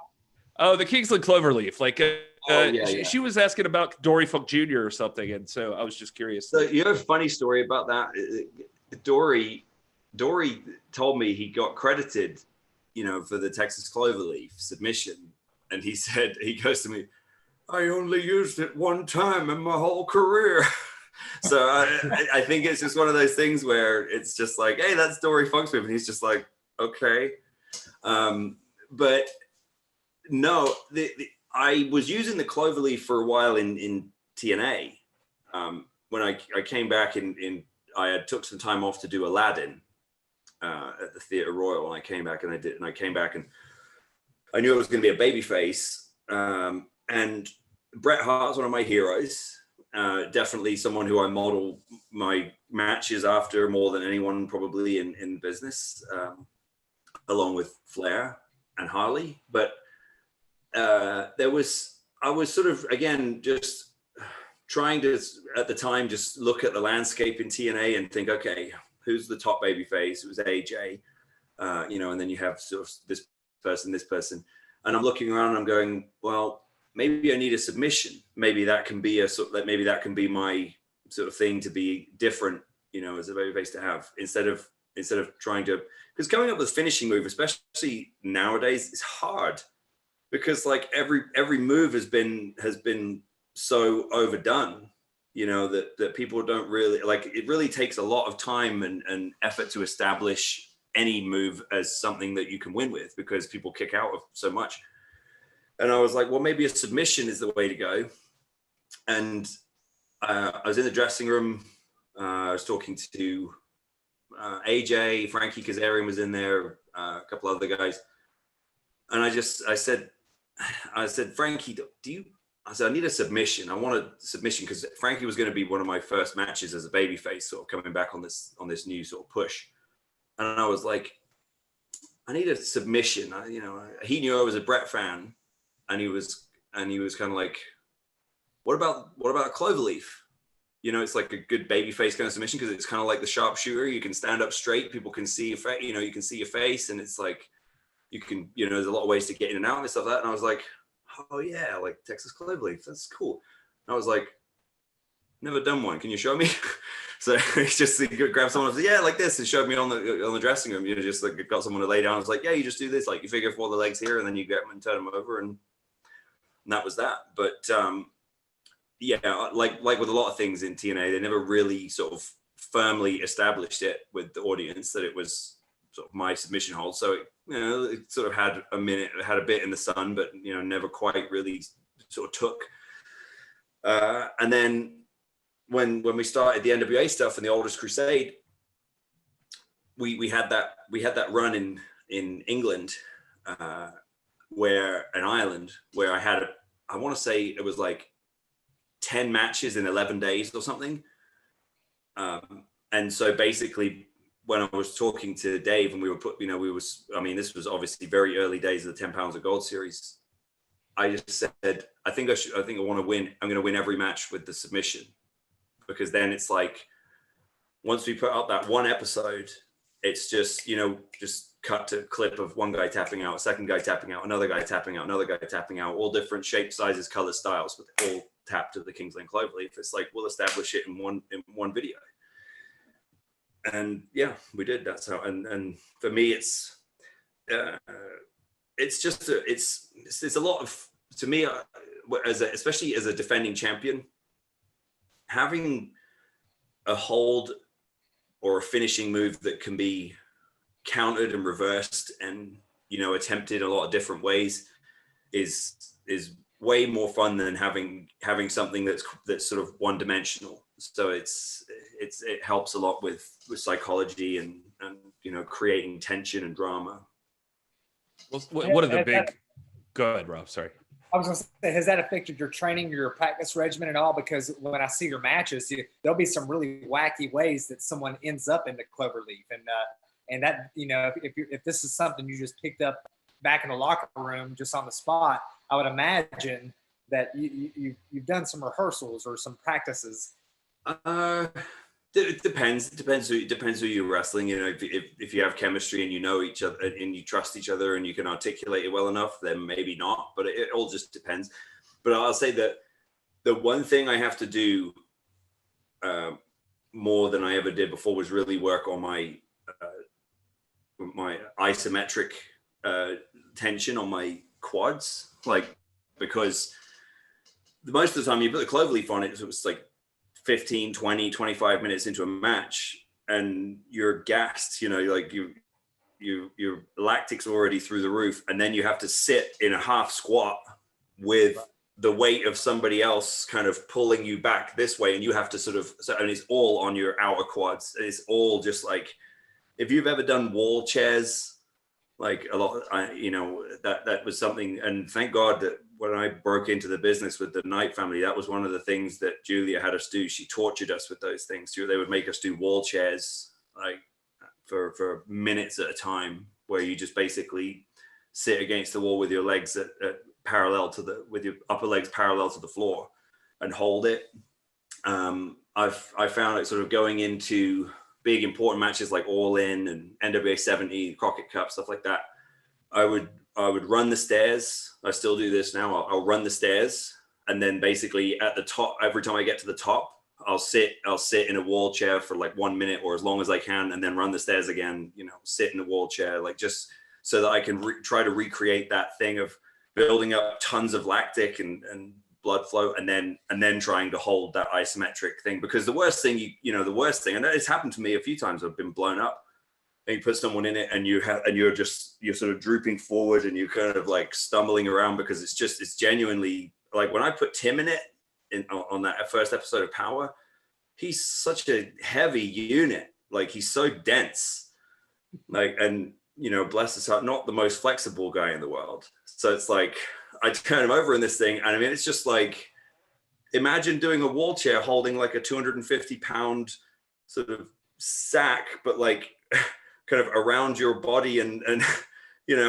sort of with your forearms and your legs. You know, it's that one. By the time he made the ropes, I was like, thank God. You're actually hoping he'd get out of it. No, it reminds me a lot of Bret Hart. Every time I see it, and the more I hear you talk about Bret Hart, I mean, the comparison is there. It's really cool to see. I always loved Bret Hart matches, like especially like, I know I'd seen ones with like him and Mr. Perfect, where if they got like their legs tangled up or something, and like Hart could come up with the sharpshooter out of nowhere. Some slam finish where he got it from the ground and count. Yeah, just like, you know, Bret just, yeah, it was, and this again, because Bret was my hero, it was kind of like all of those different ways of getting into it have all kind of just burned in my brain. I don't even really have to think, they're just kind of there. So a lot of the time I've just called on the fly. I've just been with someone like, hey, you know, do this, go for a leapfrog, or go for a drop kick off the top, I'm going to catch you, or whatever, you know. And it's just because it's like, yeah, they're all burned in my brain from studying Bret for so long. Right. We appreciate your time, Ciampa. We get another one I wanted to ask you that I saw in the chat was that we got some people from WrestleCade, and they're asking about the Muda thing. And you know, obviously right now nothing's happening, but is that still like something on the horizon, or something you're still hoping to see? Or I think it's something that I would love to do. Yeah. Personally, I would have loved to have done it at Madison Square Garden. And it was, to me, I guess I could tell you guys this. The big thing that I really wanted to pitch, that I pitched hard for, was to wrestle Liger for the title at Madison Square Garden, because it was his farewell year. But you know, they had other plans. You know, but Muda, I wrestled for Muda's promotion in Japan in 2013 when I was the TNA World Champion. And if you look on YouTube, you can find it somewhere. I wrestled a guy called Kai, Kai. And he's one of Muda's proteges, and we had a really good physical, hard fought match. And I think that I don't know. I mean, I don't really know Muda that well, but you know, like I said, we had that, and there've been a couple of times where, I mean, oh, look, he agreed to do the spot at WrestleCade. So I think honestly, it was just one of those things where between Muda and Sonny Ono and David and everyone, we all sort of agreed that it was a cool thing to do, and then we just sort of agreed like, hey, let's try to make this work, you know, off the other side. And we had a similar thing with Blue Demon Jr. in Mexico too, where Blue Demon was like, people don't remember this because it was but he kind of went into business for himself at NWA 70, and like during his interview they said, well, who do you think's going to win in the title? He's like, I don't know, but I want to challenge the winner. And it was just kind of like, oh, okay. I always wondered about that. Yeah. Yeah, he just went for it, man. And, you know, but let's like these guys that, you know, they're the business, like they're like, hey, let's make something happen. And that's really what we thought with Muda. It's like, well, let's see how people react to it, and then if there's something there, then maybe both sides will be encouraged to try to sort of work something out. And I think that based on the response, I think it's definitely something that we'd want to entertain. Yeah. One other thing for the chat that I definitely wanted to hit on with you is where do you land on? You obviously you're here and you're very open with us and talking to us about this stuff. You mentioned the Liger stuff and the Muda stuff here. Where do you land on kayfabe now? Like as far as like people, it's as far as us talking to you in this way. Like you know, you obviously have your show now that kind of scratches the surface of that too. But you know, with people that are actually in the business, does it bother you or irritate you with fans and like how much they think they know or know or? Well, that's two different questions. Yes, it does bother me when people who aren't qualified to do so want to weigh in on certain stuff, or there's the most overused word in wrestling is should. You know, they should do this. So and so should be the champion, or so and so should get a push. You know, they should do this more. But you don't know. You know, like there's always so much more than meets the eye. You know that you have to take into account people's contract status, you know, money, people's attitude backstage, you know, different agendas that are happening. It's like, yeah, sometimes you don't want agendas to get in the way of what's best for the fans. But it's just my opinion, but a lot of fans, they don't know what they want. You know, they all they know is that all they really want is to be a puppet master, right? They don't actually want, you know, so-and-so to be a top guy, or so-and-so to be the next champion, or so-and-so to get a push. All they really want is to be acknowledged. And all they really want is for them to think like, my opinion is important. That's why you see like this sort of hot potato with the top spots, I think, because I think a lot of promotions became too sensitive to this stuff and tried to appease everyone, and you can't. You know, I don't know if you guys watch the show Hot Ones. But I love that show. If you've seen the one with Noel Gallagher, like it's so, he has a line in there, and I'm going to paraphrase it because I can't remember it verbatim, but he says something in there to the effect of like, fucking fans don't know what they want. Like they don't know what they want until we tell them what they want, right? Meaning that, you know, once you put something out that is just head and shoulders above at most other fare in the business in terms of quality or in terms of feeling special, suddenly everyone will be clamoring for it. Perfect example being that, like, 3 years ago, everyone would have said, oh, you know, long title reigns, you can't do them anymore. Oh, you know, all this build up to one match is, you know, it's no one cares about the build anymore. Or, you know, no one cares about tradition anymore. Nobody wants to see, you know, this and that.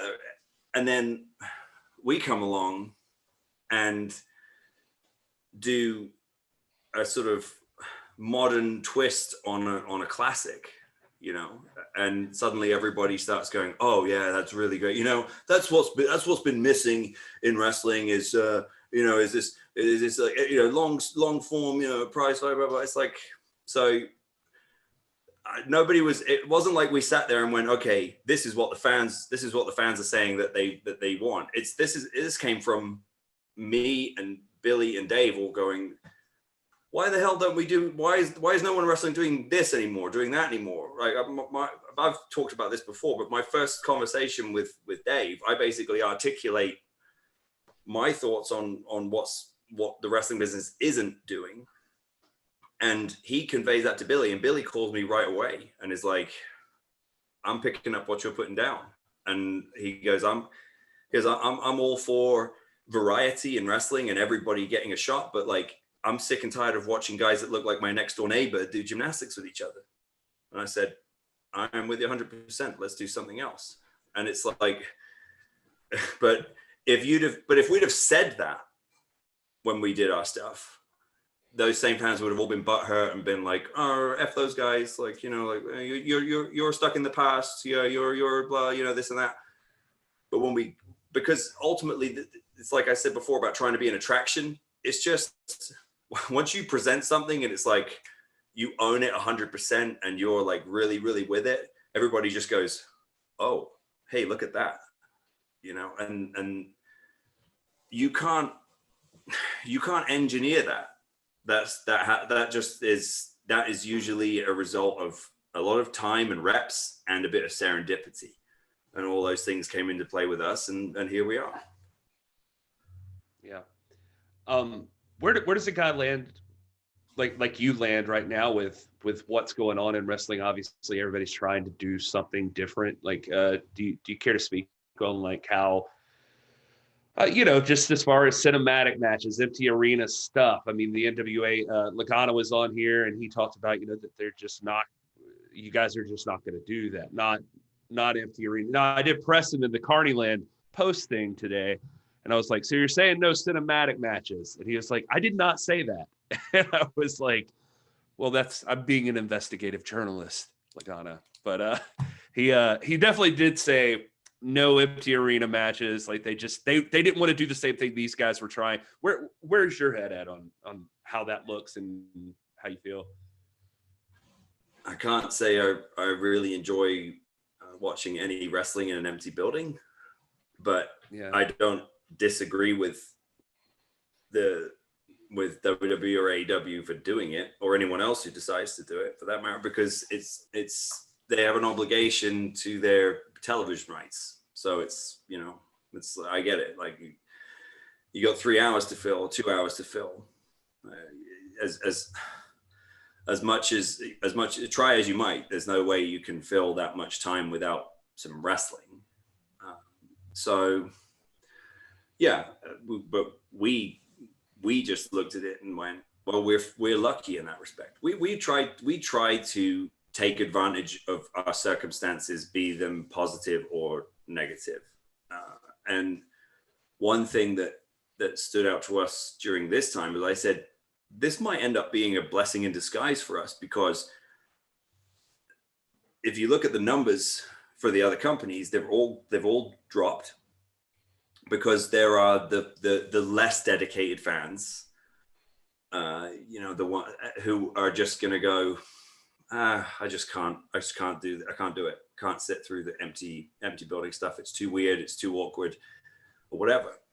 And hopefully they come back, but it might be a good opportunity for us to go, hey, if you haven't checked it out yet, like we've got 20 episodes of a show here you might like, because we know that we're like 5th or 6th in the pecking order in terms of, you know, who you consider, like where your attention is going to go. So we say all the time, brick by brick. It's like we try to win them over one fan at a time, man. We don't have the ability to buy billboards all over the country and, you know, create all this buzz and you know, pay millions for guys with exposure. We have to develop our credibility and earn the trust from the audience one fan at a time. So in some ways we're sort of fortunate, because not only do we get a chance to maybe lure some fans over to our stuff during the time that they're just not digging the empty arena stuff, but also we're not under any pressure to deliver, you know, for a network or a board thing, which obviously is not a great situation to be in one way, but in another way is quite an advantageous position because now we can be a bit more creative and try stuff, hence Carnyland and, you know, my show. And look, no matter what happens in terms of when we can get back into GPB or when we can go back to, you know, to more regularly kind of scheduled programming, I think that no matter what, we've added at least 2 or 3 more hours of weekly original content with my show and Eli's show and the girls. Like that those aren't going to go away. So in a lot of ways, and now we have a whole new revenue stream with the Patreon that way exceeded expectations. I mean, smashed our original sort of guess of what we would get for it in terms of revenue, and it's still growing. So it's like necessity sometimes breeds invention, and yeah, we're kind of in that spot now. So yeah, it's quite encouraging, I think. I never doubted you guys for a second because of just where it started from, going back to like 10 pounds of gold. I bought in then, but I don't know. Like when all of this started going down, I was like, well, if any company knows how to pivot and do something different, this is the company. These guys have been doing it, and they've been doing it from scratch since day one. So it seems easy for them. I mean, I'm sure it's not easy, but it just seems like I felt like the bigger companies are going to be struggling. They're going to be like, oh, what the hell do we do now? And you guys are going to be like, well, we've got ideas. Like there's lots of stuff that we've been kicking around this whole time. Well, yeah, a lack of pressure is often, you know, the key to, you know, being creative. You know, I put the cigar out because I don't want to smoke out this room so bad, and the draft is not really working here, and I know I get heat with the missus. But I was thinking about the cigar when you're talking, because one of my favorite Seinfeld comedians in cars episodes, the one with Larry David, and they're talking about him smoking a cigar, and they're kind of like, what is it about the cigar that, you know, that kind of conveys wisdom and, you know, sort of sage advice and stuff? And he said, well, it takes time. You know, the cigar takes time. A man smoking a cigar is in no hurry. You know, he's not pushing to meet a deadline. He's like just letting things flow. And it's like, that's a very good analogy for sort of where we're at, in the sense of like, look,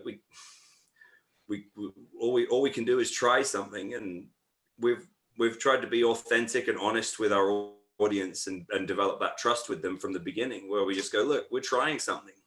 Like, let us know what you like and don't like. You guys right here, like, let me know what you want to see. You guys are all Patreons, right? Yeah.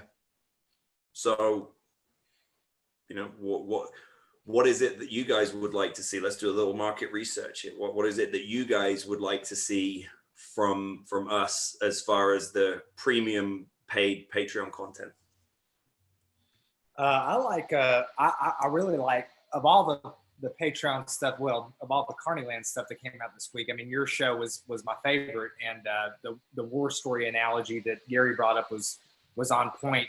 I'd like to hear some stories about, you know, the indie circuit. I live here in Ringgold. I know who Nature Boy Paulie is, and I was there at Wrestle Jam 3. I think you were there as Magnus, and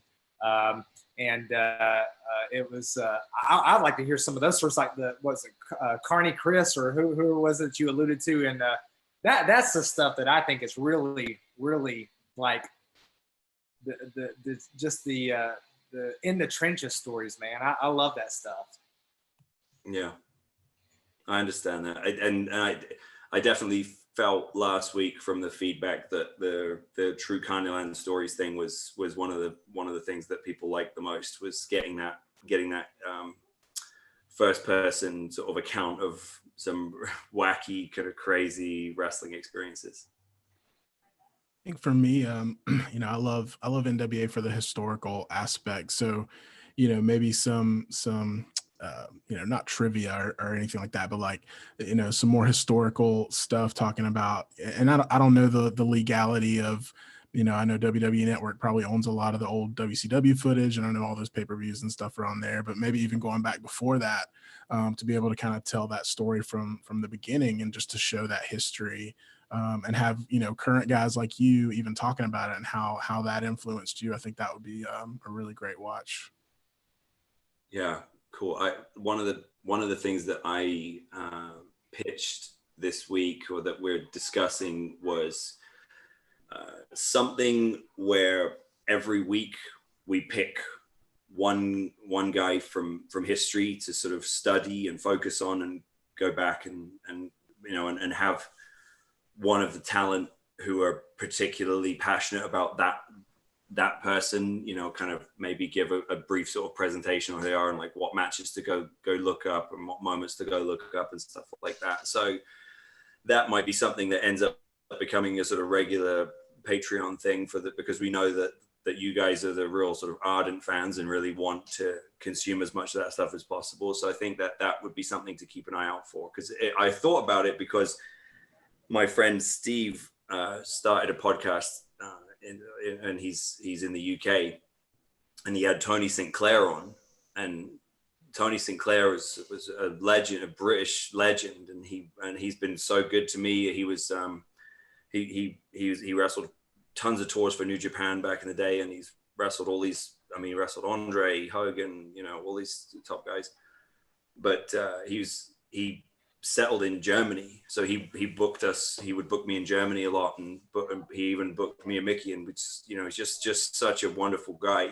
But he's best friends with Rollerball Mark Rocco, and he's someone who, that's why when I was watching it, when I heard him talking about him, I said that's what gave me the idea for this segment, for this sort of content for the NWA fans, was like, man, I wish more people went back and watched Rollerball Mark Rocco, because let's face it, if you did it in the WWE first, you get labeled as the innovator of a lot of stuff. Yeah. Or then on a sort of broader scale, if you were an American and you were the first American to do something, you got labeled as the sort of innovator of it, and I would, you sort of go back through these different periods and you go, oh, so-and-so was the innovator of this style, or so-and-so was the innovator of that, whatever. And when it comes to British wrestling, a lot of the time people kind of talk about Dynamite Kid, and with very good reason. I mean, he was absolutely phenomenal. But Rocco was one of the guys that put Dynamite on the map, in the UK. So, and when people talk about Tiger Mask and Dynamite Kid, well, Rocco was the original Black Tiger, like the villain counterpart to Tiger Mask. So it's like and if you go back and watch his stuff, the stuff he was doing in the 70s and 80s, like, is so ahead of its time. But he also had charisma, he had heat, had a look, and even Fit Finlay. Like, people know of Fit Finlay and they talk about Fit Finlay, but if you've only seen the WCW Fit Finlay, where he was kind of portrayed as like, oh, he's a barroom brawler and he's a tough guy and stuff, it's like, no, man, he was a phenomenal, smooth, like, technical wrestler, and innovated so much stuff and had amazing heat and amazing character work. So it's like, yeah, I think for me, I would love to try to go into the weeds on some of those guys, and not just British guys, but a lot of those guys from that sort of era that was before the sort of really romanticized TV era of the 80s. We've actually been kicking something around like that, so that's interesting for you to say that too. But yeah, we're interested in that exact kind of thing. I've been actually doing a lot of research trying to figure out, like, where's the best place to start on something like that, because the NWA has its roots all the way back to the beginning of all of it, and it just lends itself perfectly to, like, get some modern understanding of who all of these people were from the past. Rob, you were like Piper's Notes styled fan reactions to some classic matches, or I would really like to see the champ delve into his days in India, because that's something that we read about, but we don't really have a lot of access to here. So, yeah, that would it's tricky, because I would guess that Impact owned that footage. I don't really know what happened with the footage of that stuff. I mean, I know if you look hard enough, it is on YouTube, I think, Ring Ka King.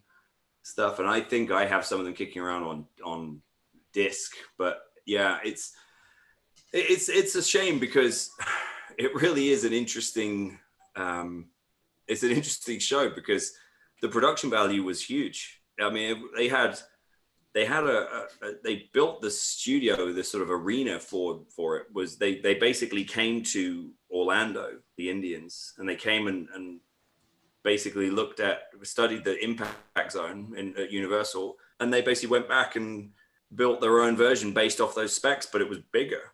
And it was so we did it in a city called Pune in India. It's about 3 hours from Mumbai, but they did it there because the Commonwealth Games had been there. And so they had like the athletes village from when the Commonwealth Games were there. So it was just so they had a, fully equipped gym and catering and everything was all there in one place. And that's where they did the shows, in one of the big sort of arenas that had been, I guess something, but probably I would guess from the size of it, probably like tennis or something like that, because it was sort of a couple of thousand, I think. But they built this incredible set. I mean, like, and we had pyro and fire and,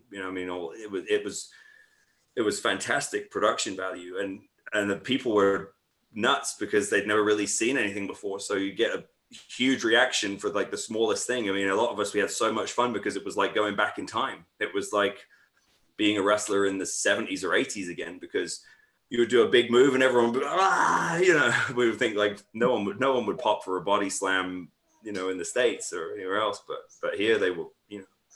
I remember the first match went out and they booked it kind of similarly to how they would book a TNA show, which is like, we'll send the X Division guys out first to kind of get them all fired up and get them going. And they did all these great high spots and all this sort of stuff. The audience had no idea what they were watching. They were just kind of like, and then I wrestled Matt Morgan, and like Matt's huge. I'm like a heel, just kind of like giving them the business. And then, something rather hit the ropes, Matt tackles me, flattens me, I take a huge bump, and they erupted. We were just like, yay, it's easy. We were like, I remember we would come back and all the veterans, like Chavo and all these different guys would be going to everyone, do less, they're really easy to pop. Like, let's not, excuse my vulgar term, but let's not shoot our wad here, let's just kind of take it easy, Sorry, doctor. Dad, what does he mean by shoot my wad? No, I'm kidding. But yeah, no, India was a fun time. But yeah, it's.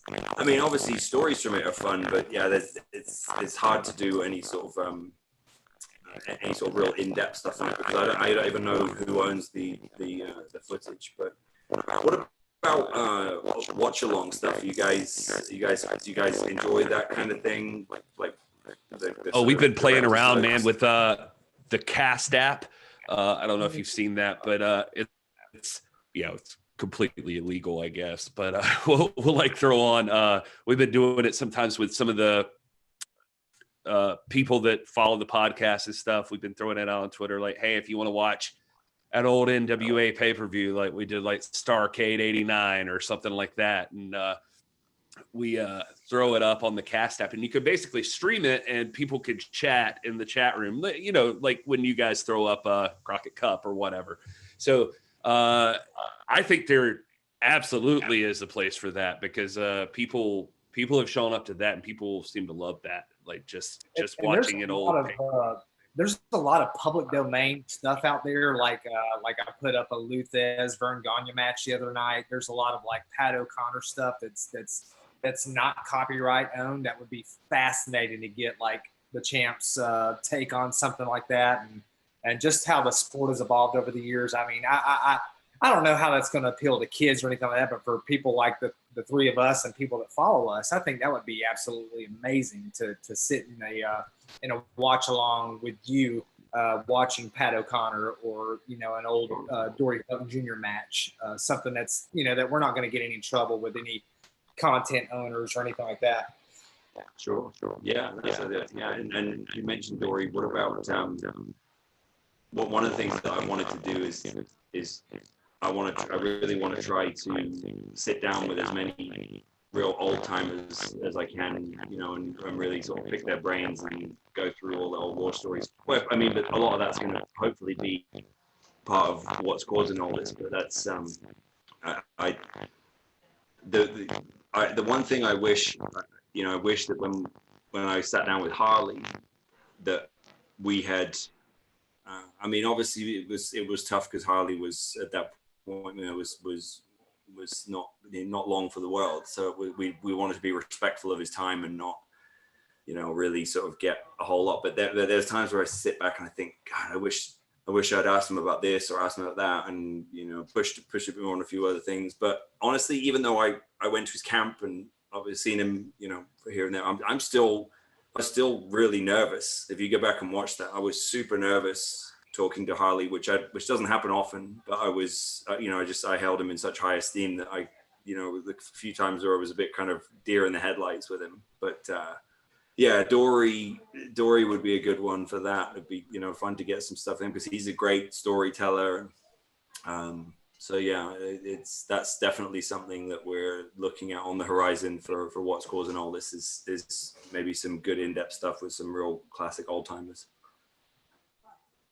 Yeah, do you know? I'm getting asked about it in the chat, but I don't even know how much you know about this. Like, what kind of library came with the NWA? Do you know any of that stuff? Like, as far as like what's in there that is not owned by the WWE already?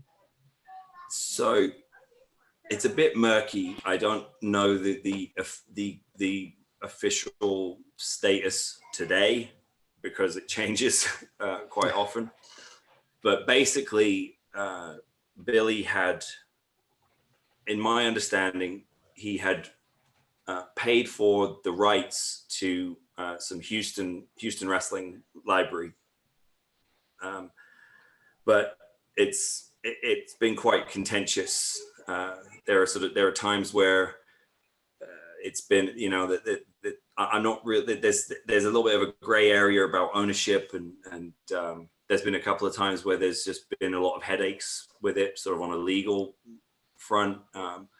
But yeah, that's where our stuff comes from, is the Houston Wrestling Library, because as far as I know, Houston, Memphis, maybe one or two other territories are the only ones that WWE haven't acquired.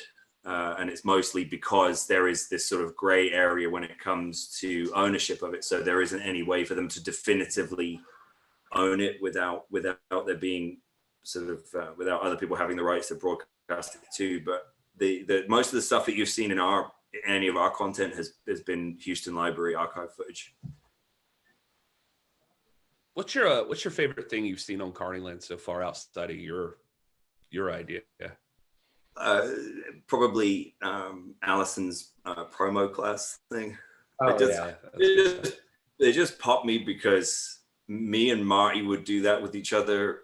Like we would sort of, that was one of the things that we would do in the car, or like if we're hanging out, like messing around, we would literally do exactly that, like parodies of like terrible promos with all those different cliche sort of mannerisms and phrases and things that, and it is so, I mean, I do it with matches too. Like I'm like, I'll be like, okay, like I'm a babyface wrestler on the indies, so of course I have to like jump up and down and clap before I run and hit the ropes and dive over the top. Like why do you have to do that?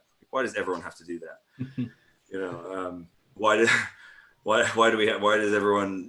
everyone always elbow someone in the stomach 3 times to get out of a hold? It's never once. It's always 3 times. 3 is the magic number. Like 1, 2. Okay, now I'll let go. It's too much. I can't take it. I can't take 3 elbows to the gut. The first 2 were okay, but it's like, I mean, so we always kind of make fun of a lot of this stuff in wrestling.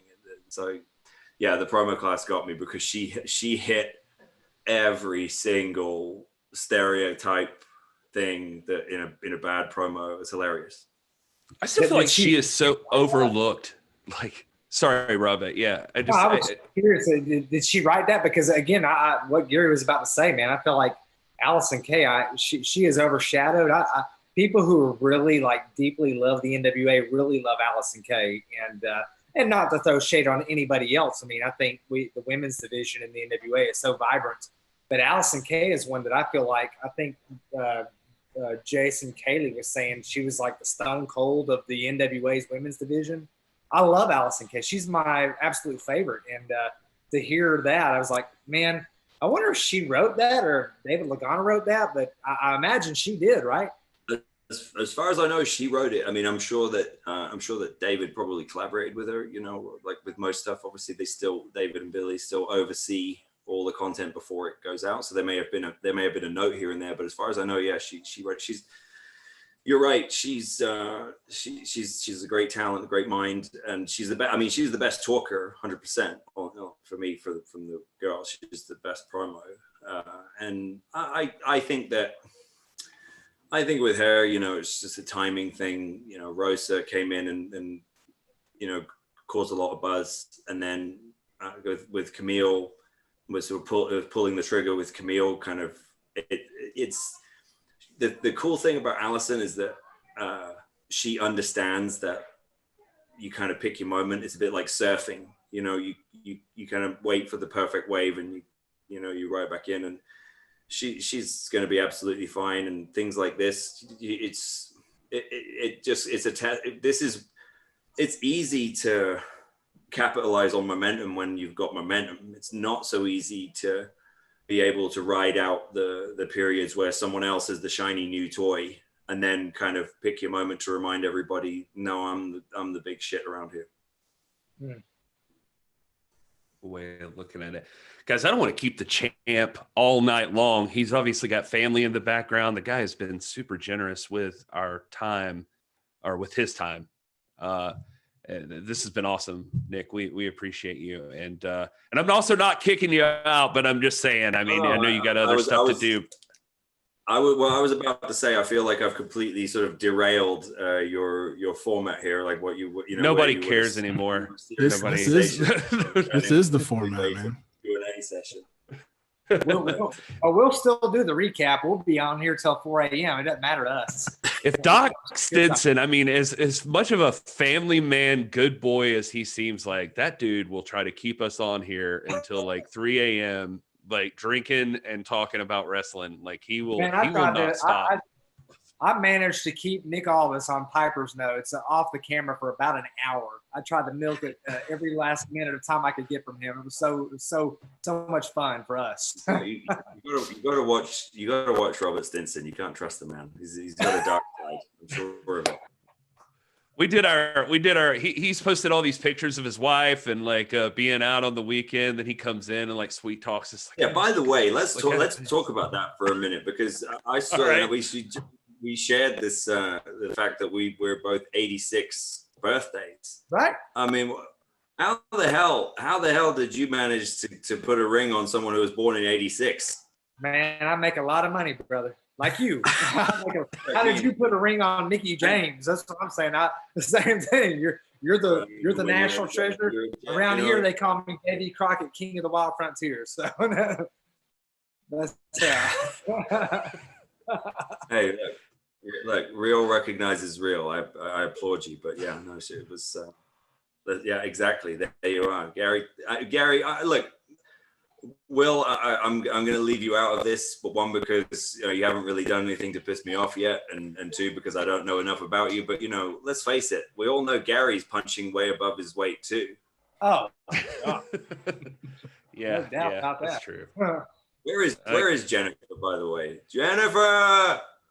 I don't know. Let's see. She's I think she went to bed. I think she gave up on me and went to bed. She's leaving you. She's leaving you 100%. Thanks. This is exactly the pep talk I hoped for with getting Nick Aldis on. We're trying to get Whiskey Gary to show up, as early as possible. An hour from now, I'll be sitting. God, you're right. Talking all the time, talking about the NWA. I'm texting her right now to say, like, Nick's asking for you. but she'll probably be like, "No, I'm going to bed and I don't have any makeup and I can't." She texted me to say earlier. She was like, "Oh, Nick's in a tank top. He looks like Hugh Jackman." Like, blah, blah. I was like, "All right, shut up." Man, my wife said the same damn thing, man. The Hugh Jackman thing. I heard that too, man. It's like, he's all right. He's all right. It haunts me. It follows me around everywhere I go. I'll get people. Hey, you know who you look like? No, tell me. We did it. We actually, when we were in Chicago last, it was like me, Tom, Royce, Camille, sorry, and you did it, and Lagana, and we were having breakfast at an IHOP, and the waitress came over. She was just, "Oh my god!" And I was just like, "Okay, here it comes." And she goes, "You're Hugh Jackson." And we just sat there like, I just went, "Yeah, g'day." You got him.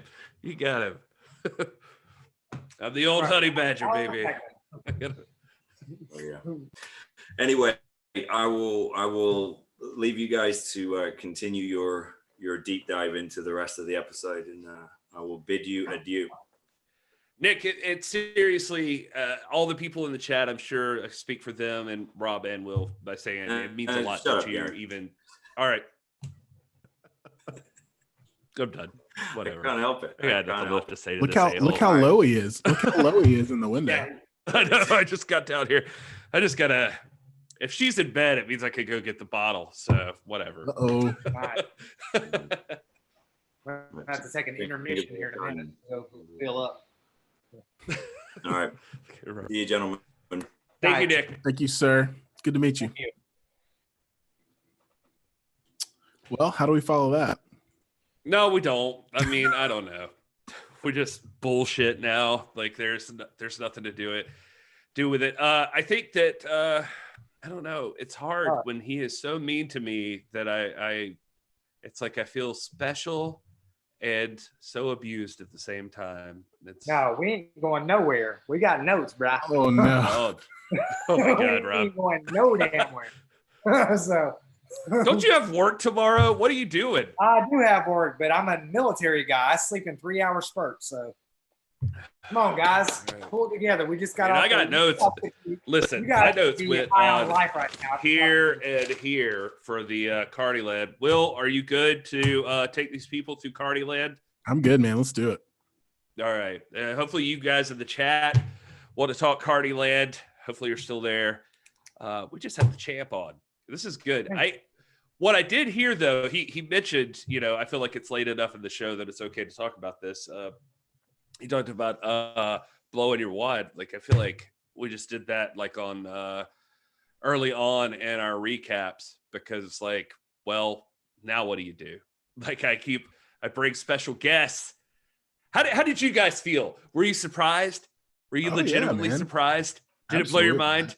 Because I didn't even tell these guys, chat room, people watching. I didn't even tell Will and Rob that Nick was coming, but we talked about it earlier on, and he we knew there was a guest, and we knew it would be big.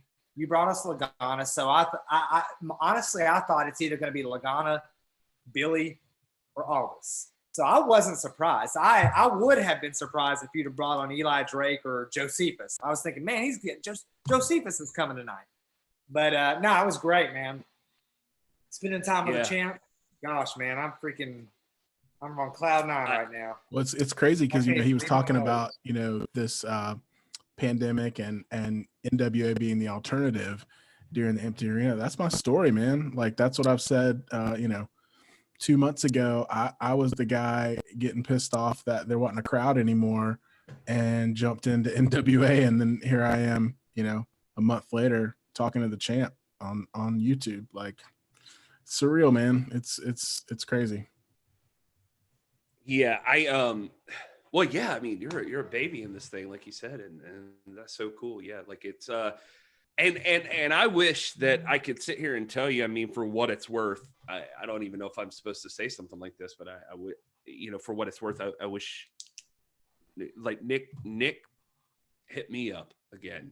So this was a pure Nick Aldis wanting to do something for the people watching and wanting to get on here. Like it was just it wasn't Gary hounding the hell out of him to do it. I wasn't ready to like do that to him yet. You know, there would come a time eventually that I would like get on his ass about coming back on the show or something. But this was pure Nick Aldis wanted to come communicate with the hashtag NWA fam. Like he wanted to jump on and talk. And so I was like, well, hell yeah, dude, let's do it. Oh. So, all right. So, Will, let's talk about, this is a thing, like all of you in the chat, like we'll just say it. Rob's sneaking off right now, but he's got to go pee. And I don't know if you guys did this to me when I had to do it last time, and I'm going to have to do it again as we get into the, I don't know how you're staying so strong, Will, but I went before we left.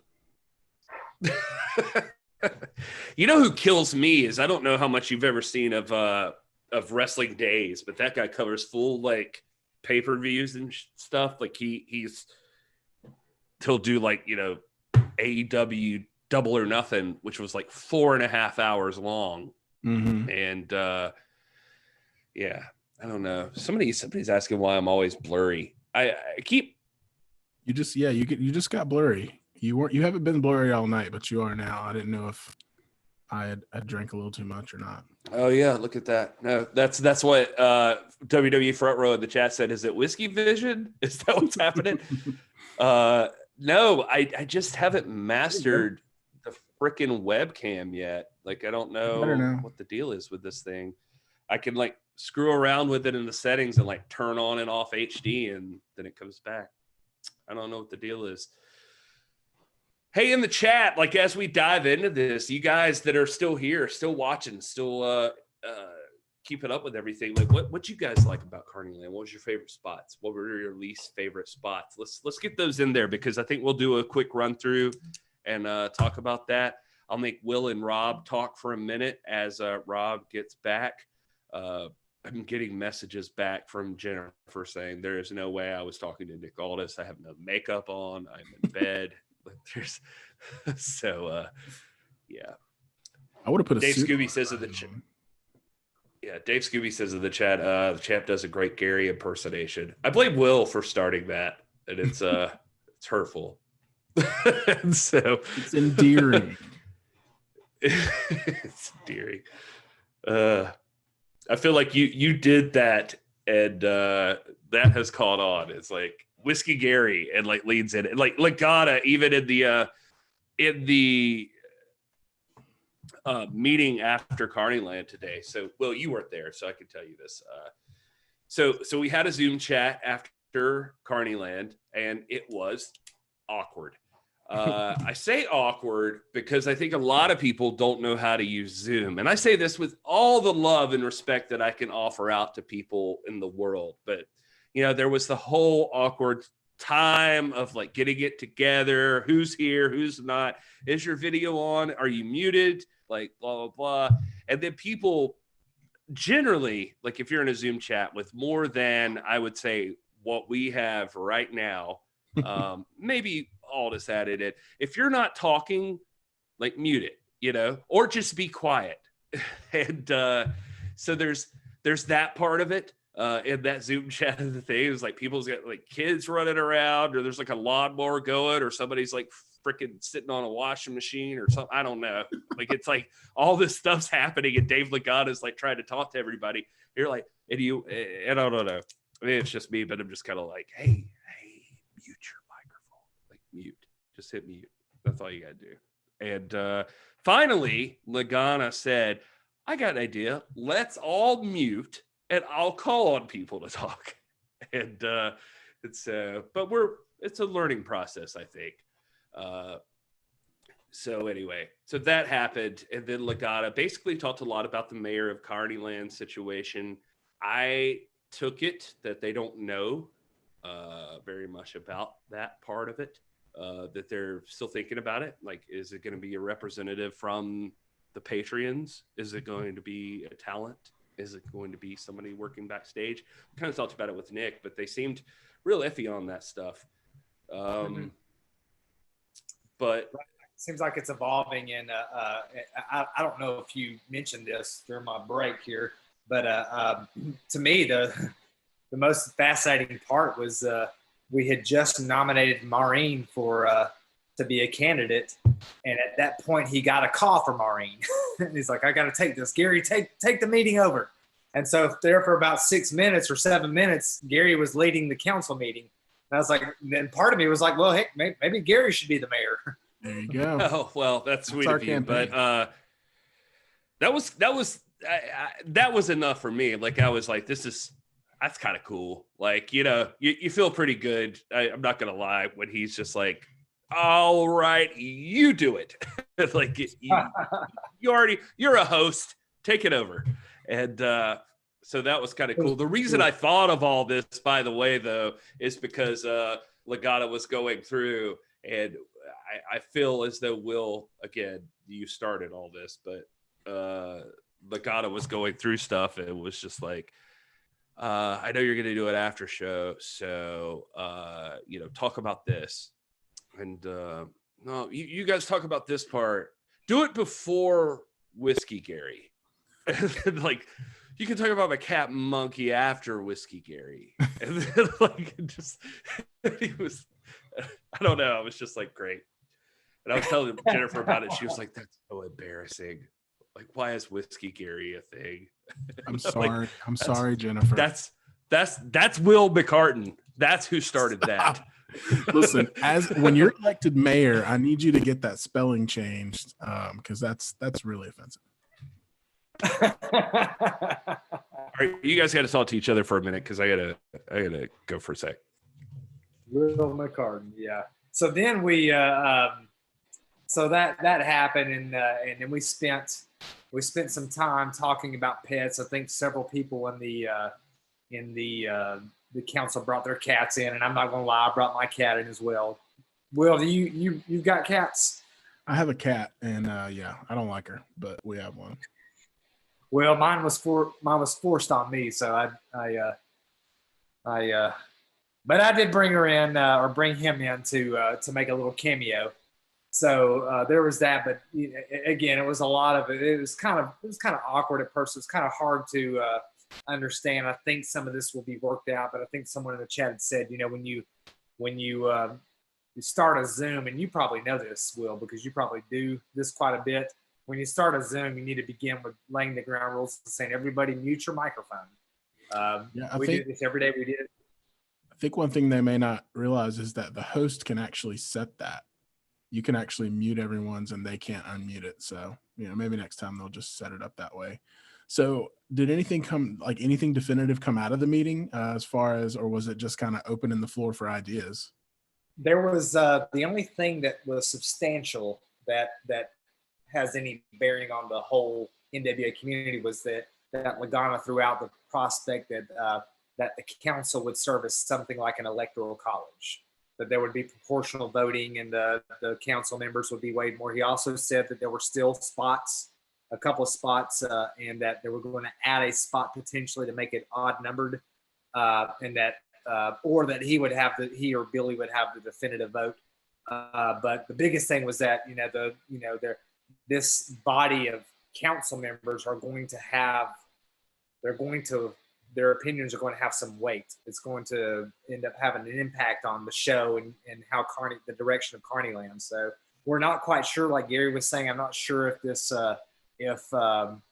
this mayor position is like completely thought out. I think they were kind of digging through the council members for ideas on a direction, and they weren't sold on whether it should be someone from the fan community behind the scenes or someone from the talent roster. Everybody from all three groups got votes. You had some votes for Sandoval, you had some votes for Elder Sauer, you had votes out there for Question Mark, you had votes I voted for Maureen Tracy. You had votes for again some of the talent. So it seemed very organic, like they were trying to fish for ideas, and some of this is going to take show. I got an email a few minutes ago from Maureen, and that's what he said. He said, you're going to get more communications from Maureen. And I got an email from Maureen that there was going to be another meeting here in 3 or 4 days So that's not on a Carnyland day.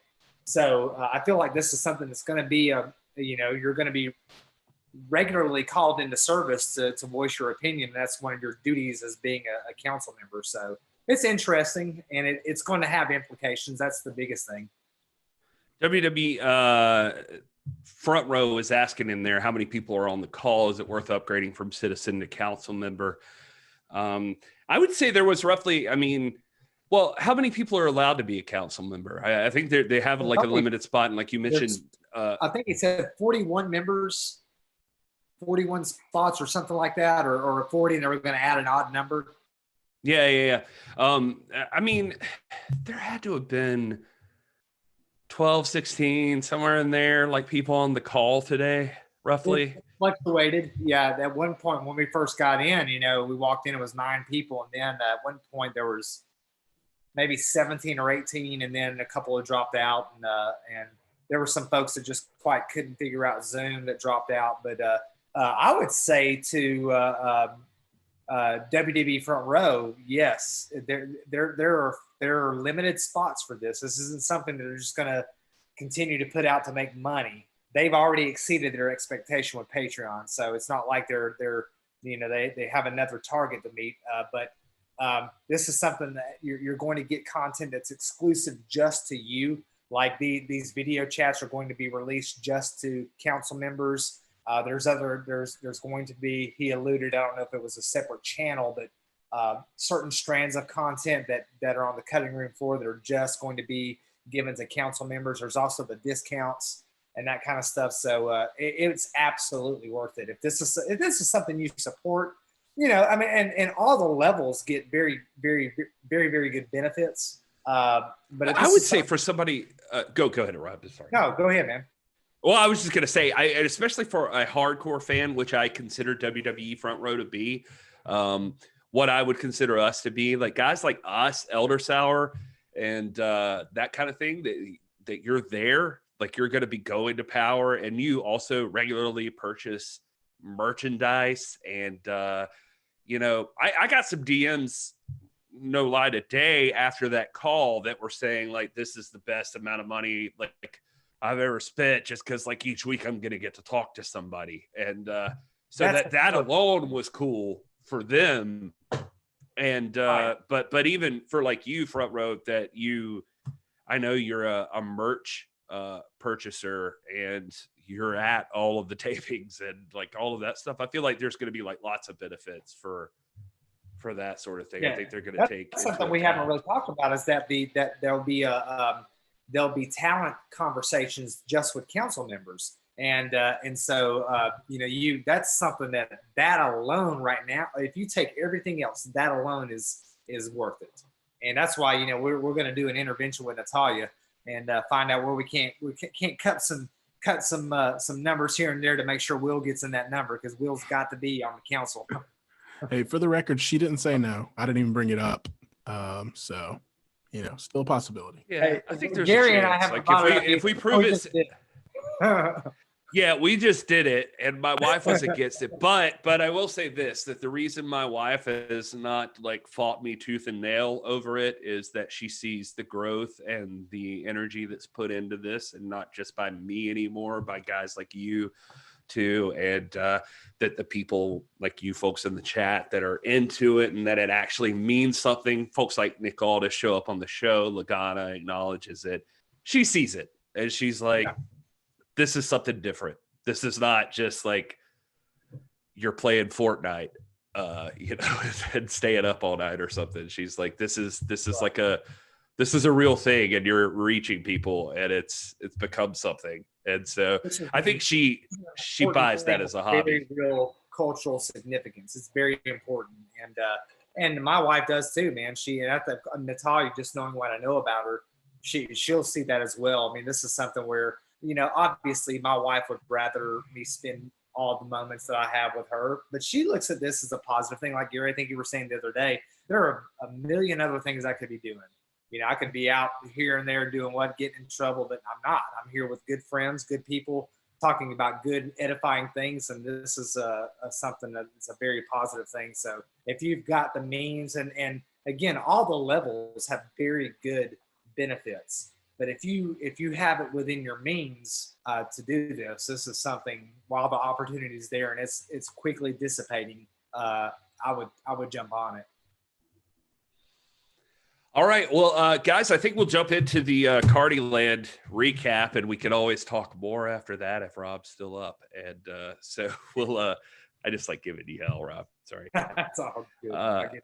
Man, how cool was that conversation though? Like, I love talking to the champ. Like, he is such a personable dude and like just a good man. By the way, super excited about the pricing of those suits. Like when he talked about like $500. I mean, that's still. Don't get me wrong. I'm not like some dude who thinks like $500 is chump change. But like if you're buying a suit, like that's pretty solid, man. Typically, a chump change suit is going to be like $700 to $800.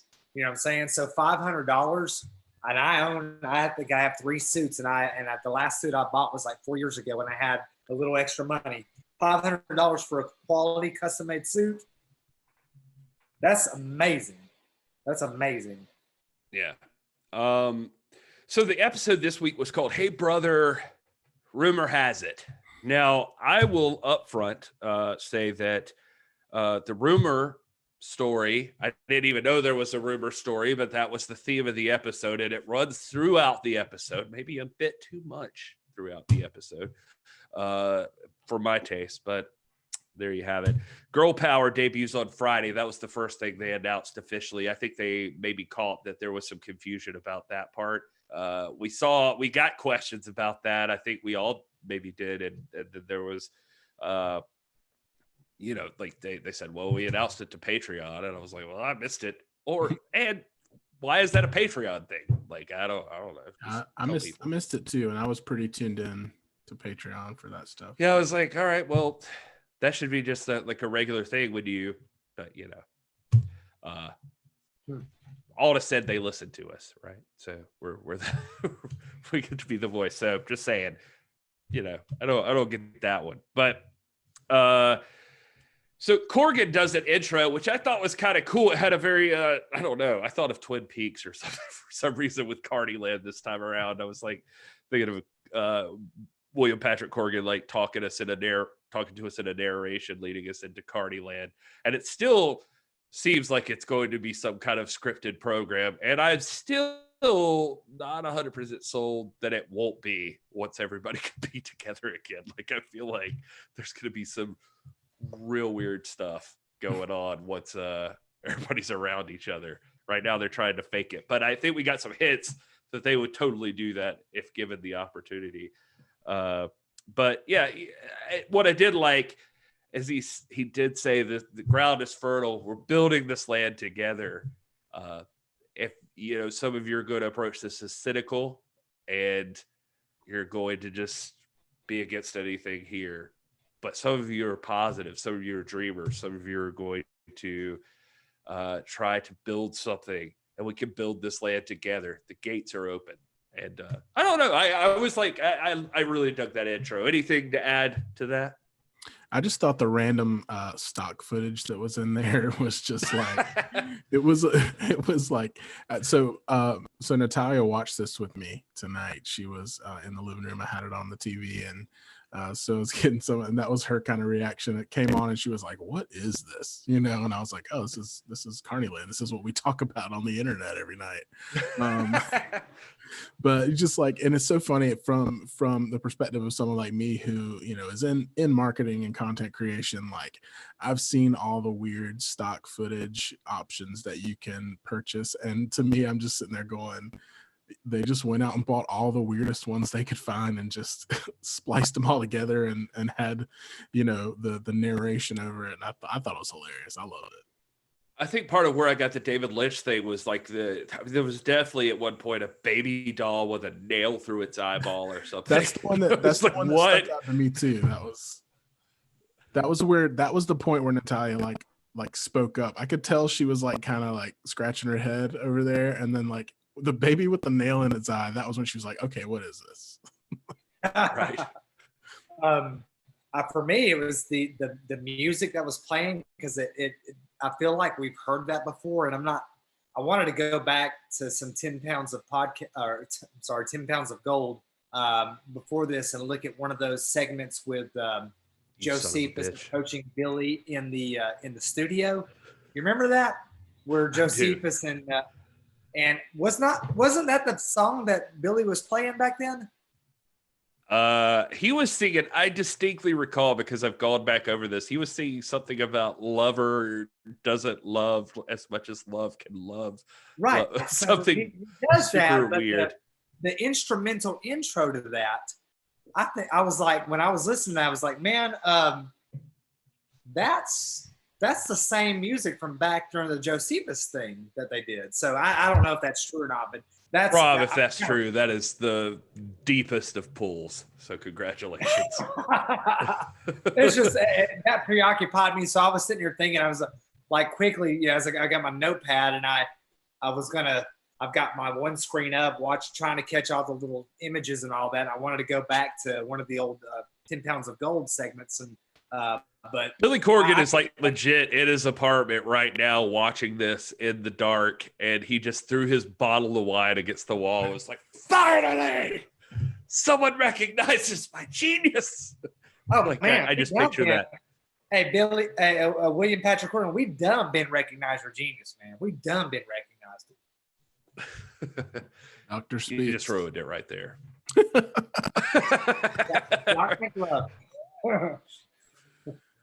like, all right, 6ix9ine. I thought we were going to be friends, but now we're not.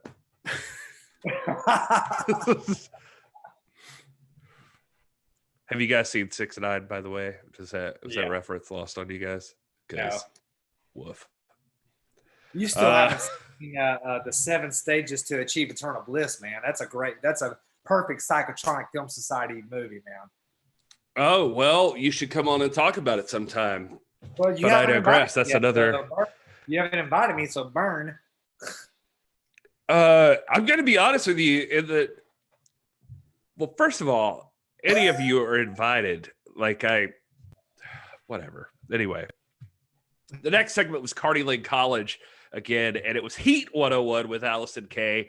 And she tries to go into it, but the god dang Zicky Dice interrupts this thing.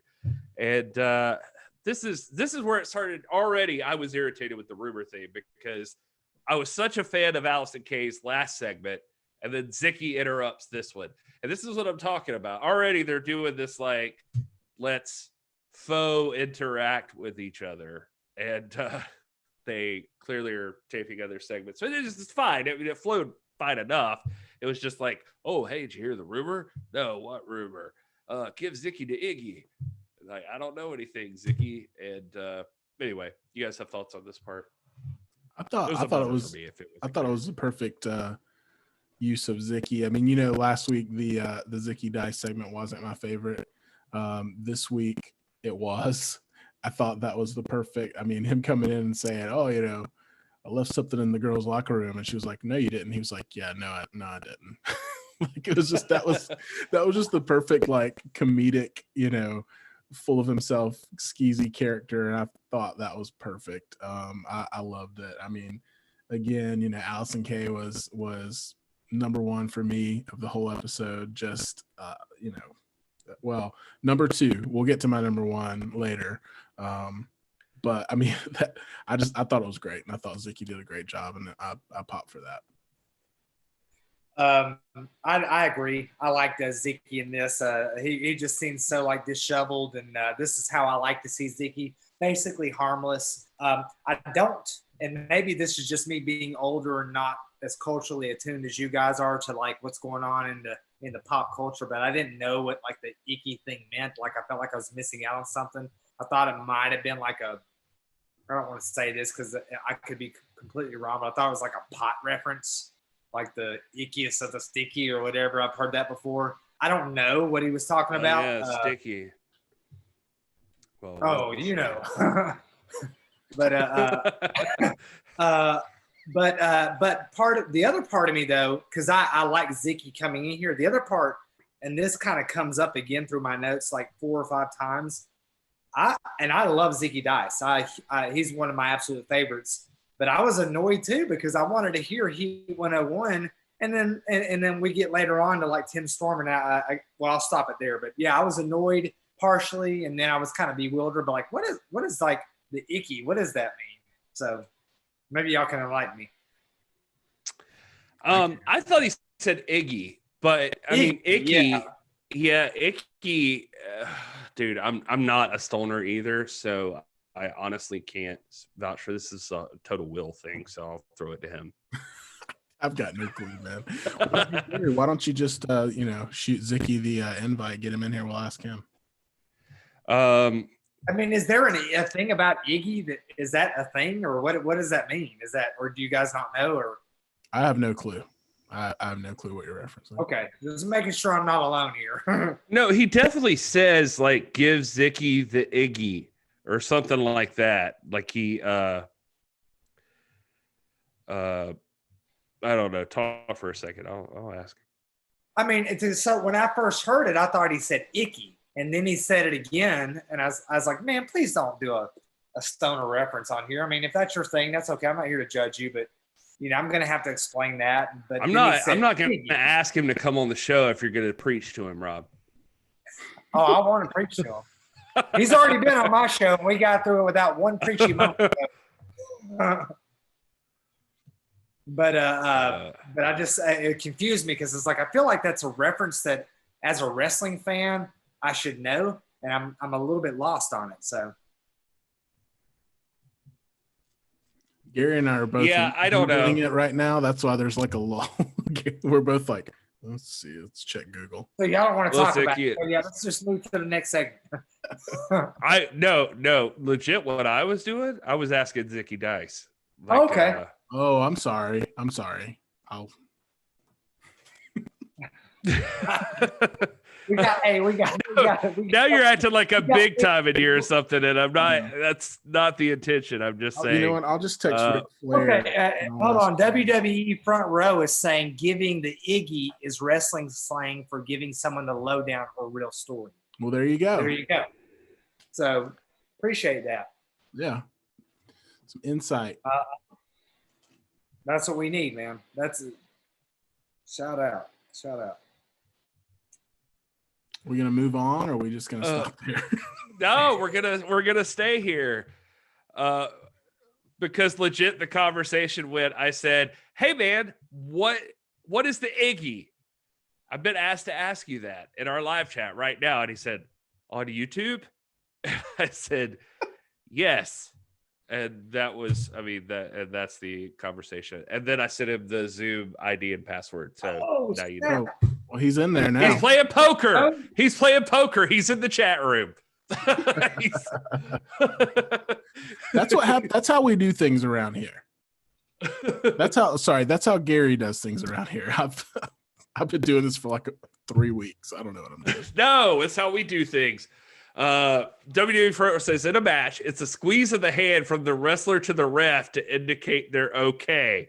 I don't know if that's BS, but that's what it says. He's watching the show though, so I don't want to waste any more time. He's losing his ass in poker, so let's all wish Zicky Dice the best of luck. He's got other things going on right now. Hey, he's been a big online poker player here lately. Not much else to do. Dude, I'm gonna tell you, Zicky Dice, man. Zicky Dice, we had him on Piper's Nose, and he was the absolute most great. And no shit on anybody. All of our guests have been great. Thunder Rosa. Because I was on that show, and it feels like you're really shitting on me right now. What's that? Nothing. Go ahead. I was saying he was a guest, man, and he was so gracious to Piper and I, man. We talked before and after, and he was the absolute, like, he was, of all the guests we've had, he has been Piper's number one, bar none, favorite guest. Zicky Dice has. Great guy.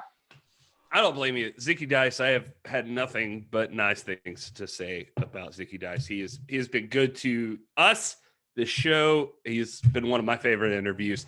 Literally, side note, what's funny today is, and this is legit, this is not BS. Somebody DM'd me today and sent me a screenshot of their Spotify, and they were listening to Finch, the band Finch. I don't know if you guys know that band or not, but they were like, is this the band you were talking to Zicky Dice about in your interview that like he met and like you guys both listened to and blah, blah, blah. And I was like, as a matter of fact, it is. That literally happened today. So it's really cool to see it pop up again. But anyway, side note. Let's move on to the next thing. The breaking news happens, and it's Emmy Award-winning journalist Joe Galley. I love that he's leaning into this, by the way. He is an Emmy Award-winning journalist. He is he knows that there's a rumor, and it's true, and he's gonna give us the scoops. And but then Magic Wade Barrett shows up, and Siri Wade Barrett, I guess. Cortana Wade Barrett, if you will. He shows up and yes. Whiskey Gary is apparently here. He's here, everyone. So throw your questions. Throw your questions for Whiskey Gary in the chat. You'll get a truthful answer right now. So Stu Bennett is there, and Stu Bennett just makes Galley basically disappear again. It says, I'm going to put a clock on the screen. This is Little Ben. And when it, goes around, that means the rumor is going to be revealed. So there's that part. Anybody, any thoughts before I move on to the next thing? You nailed it, brother. You nailed it. All right. I do. Legata told us in his after Carnyland segment with us and the council folk, for all of those who are not Patreons, he did tell us this was his favorite segment, and it was actually one of mine. I have it marked here that it goes into now rejoining our program already in progress, and it was One Time Only Theater, and it's just James Storm saying, and that is why I am the enemy of the state in Virginia. And it was just like, Vermont. I think he said Vermont. Or maybe it was Vermont. Sorry. But I enjoyed that one. I thought that was pretty fun. Yeah, that was funny. I've always been a fan of I've had a running joke before that maybe I was the only one that thought it was funny, but where you walk in at you just tell a punchline and let people imagine like what the joke was. So I thought that was kind of in the same realm, and that was really funny. I have been alerted by an outside source. Sorry, Rob, I'm going to jump in here. I've been alerted by an outside source that may or may not be a previous guest that we've had on the show like 15 minutes ago, who says that Iggy is an insider term meaning give me a signal. That is what an Iggy is. So now we know. All right. Anyway, Rob, were you saying something before I was just saying you guys are both probably about 10 or 15 years younger than me. I think I'm the oldest person on this panel. Sure, like 72. Yeah. Thank you. Now you guys are in your 30s, mid 30s. Yeah, we're in the 30s. I'm in my late 20s. We'll say mid 30s. Yeah. 30s. Okay. I can bet. I'm pretty certain that I'm older than you, but I just want to know, do you guys remember One Time Only theaters that would come on? Because I remember this distinctively, and it was like growing up, like this was a constant frustration in my childhood that this junk would join in, and you'd be like, what the heck just happened, man? They couldn't, So that's like a real thing. That wasn't just a bit. Well, no, I think it was a bit. I don't think they just like came in on James Storm speaking live and he had been telling a story or anything.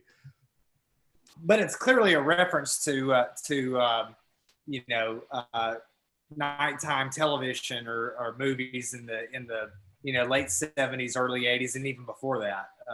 We would see that all the time, man. It's like if they had a commercial break, it didn't matter where. It's like the studio kept playing the movie. And they just inserted the commercial break, and you would come back and we like you'd kid it, you'd lose 5 minutes of it or however long the break was. But that was a real thing. Nighttime movie.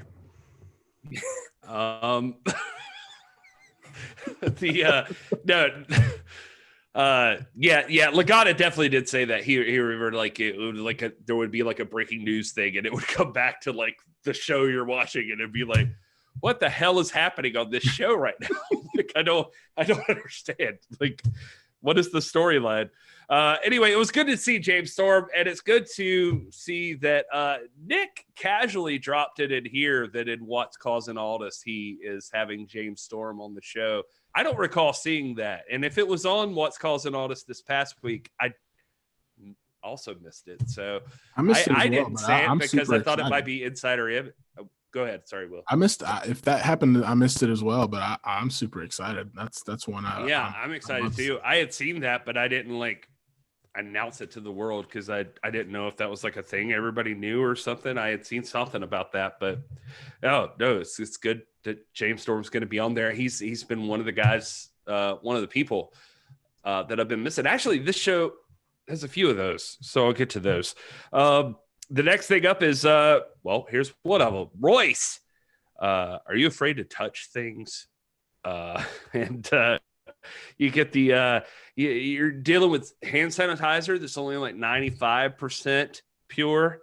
Well, May Valentine is 100% pure, and she has May Valentine's 100% pure hand sanitizer here. Pure, 100% pure hand sanitizer. It was good to see Royce Isaac. That's all I was trying to say.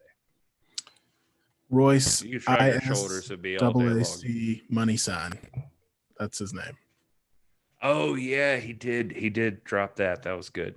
I thought that was funny. Otherwise, I mean, this is going to be the one low point for me. If I had to drop a segment, it'd be that one. I mean, Royce was there later with the bits with Aldis and the Zoom chats and stuff. So you still could have had. That's a good point. Okay, so this was the low point, considering that Royce was on so many other things. I think one of the things that was happening for me when I was watching this is like I missed my whole cast of characters on NWA Power. And so, we've had a few, but it's like, all right, well, you brought Josephus back in a big role. There's question marks. There's Nick Aldis. There's Eli Drake. There's Eddie Kingston popped an intro in there. There's all that stuff. And it was kind of nice to see like a new thing from Royce and May. You're like, even if briefly, I was kind of satisfied by that. Rob, anything to add before we move on? I didn't hate it. I mean, again, it didn't do a whole lot for me. I love May Valentine so much. I just think she's, she is one of these talents that just is very, very over right now. I love seeing her. She's gorgeous. She's funny. She's uber intelligent. And I like seeing this whole frustration between Royce and, mainly with Royce, with May holding him at bay. So it was kind of funny, man. Her being 100% pure, true love waits, all that kind of stuff. Anybody who was raised in the church appreciates the whole true love waits thing. We've all lived through it. So it was funny. It wasn't my favorite spot, but I thought it was pretty harmless and didn't take away from anything. So. Yeah, dude, I was totally in on all that stuff. I wasn't getting laid anyway, so it was easy for me. But anyway, the Tim Storm history lesson, it happens. I was happy to see Marty Bell. I miss my Marty Bell. I love her so much. She's just an angel. Kyle Davis is also there, and Tim's trying to teach the lesson, and it gets interrupted by the talk of the rumor again. So. Wish I'd have got more out of Miss Bell and Kyle, but here we are. What you guys think? Yeah, I was also a little let down by this because, as I said, I was watching with my wife, and as soon as the Tim Storm's history came on, like I audibly was like, "Yes, this is right." You wanted to hear actual history from Tim Storm. Like this is my favorite part, and then when it got kind of hokey. With Marty and Kyle, which, it's funny. And I am glad to see them on there as well. But then when it got cut off, I was just kind of like, oh, So if the expectations hadn't been so high, set so high from last week with the Ben Franklin bit, I probably wouldn't have been as much let down. I did my doctoral dissertation on the Civil War, so I was like, oh my gosh, they're about to talk about Abe Lincoln, my favorite American president of all time. And Rob, not to cut you off, but he starts off with like, is he like a strategic genius or is he a carny? And you're like, oh, this is fun. Like, let's like, talk. no, he is both. He is a strategic genius and a carny. I mean, this is a guy who reformed. Y'all about to have to stop me here because this is a guy who made, through Gideon Wells' leadership, the modern American Navy. I mean, this is the greatest wartime president we've ever had. I wasn't going to stop you, but you just said a bunch of shit that I don't understand. So I will rein you in. I love seeing Marty Bell again.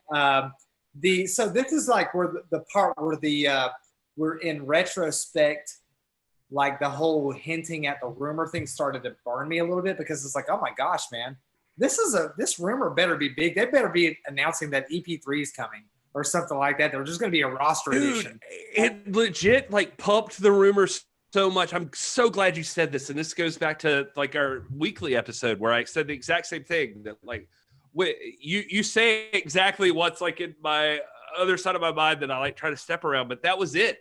Like I was legit watching this thing and I was like, as much as you are pumping this rumor, it better be an EC3 promo at the end of this thing. Like that better be what we're seeing. It was not, but anyway, I'm just saying, same page.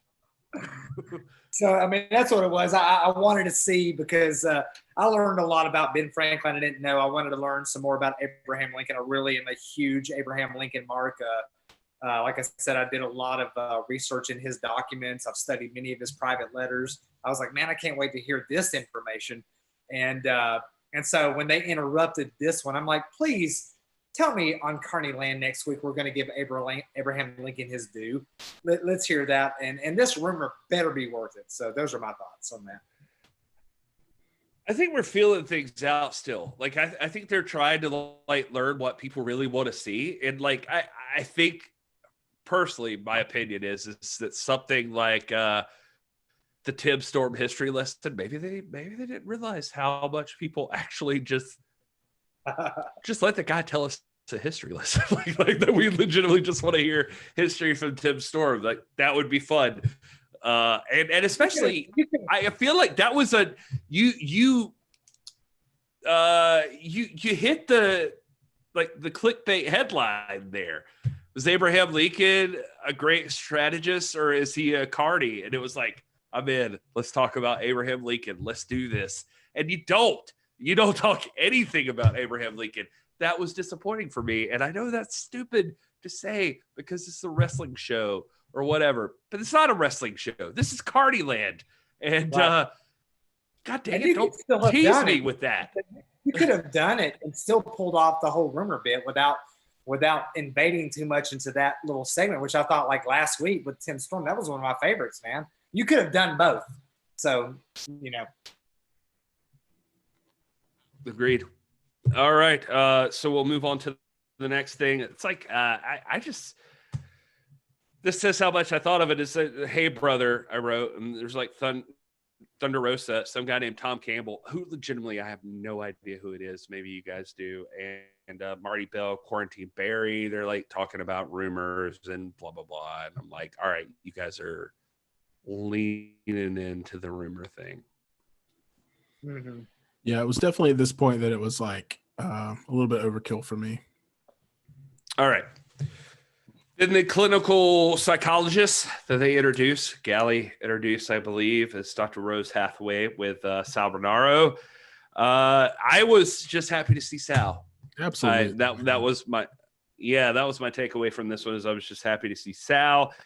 He thinks that the rumor is he's getting fired, and they're like, "Well, you're not employed," and he's like, "That's what I'm saying."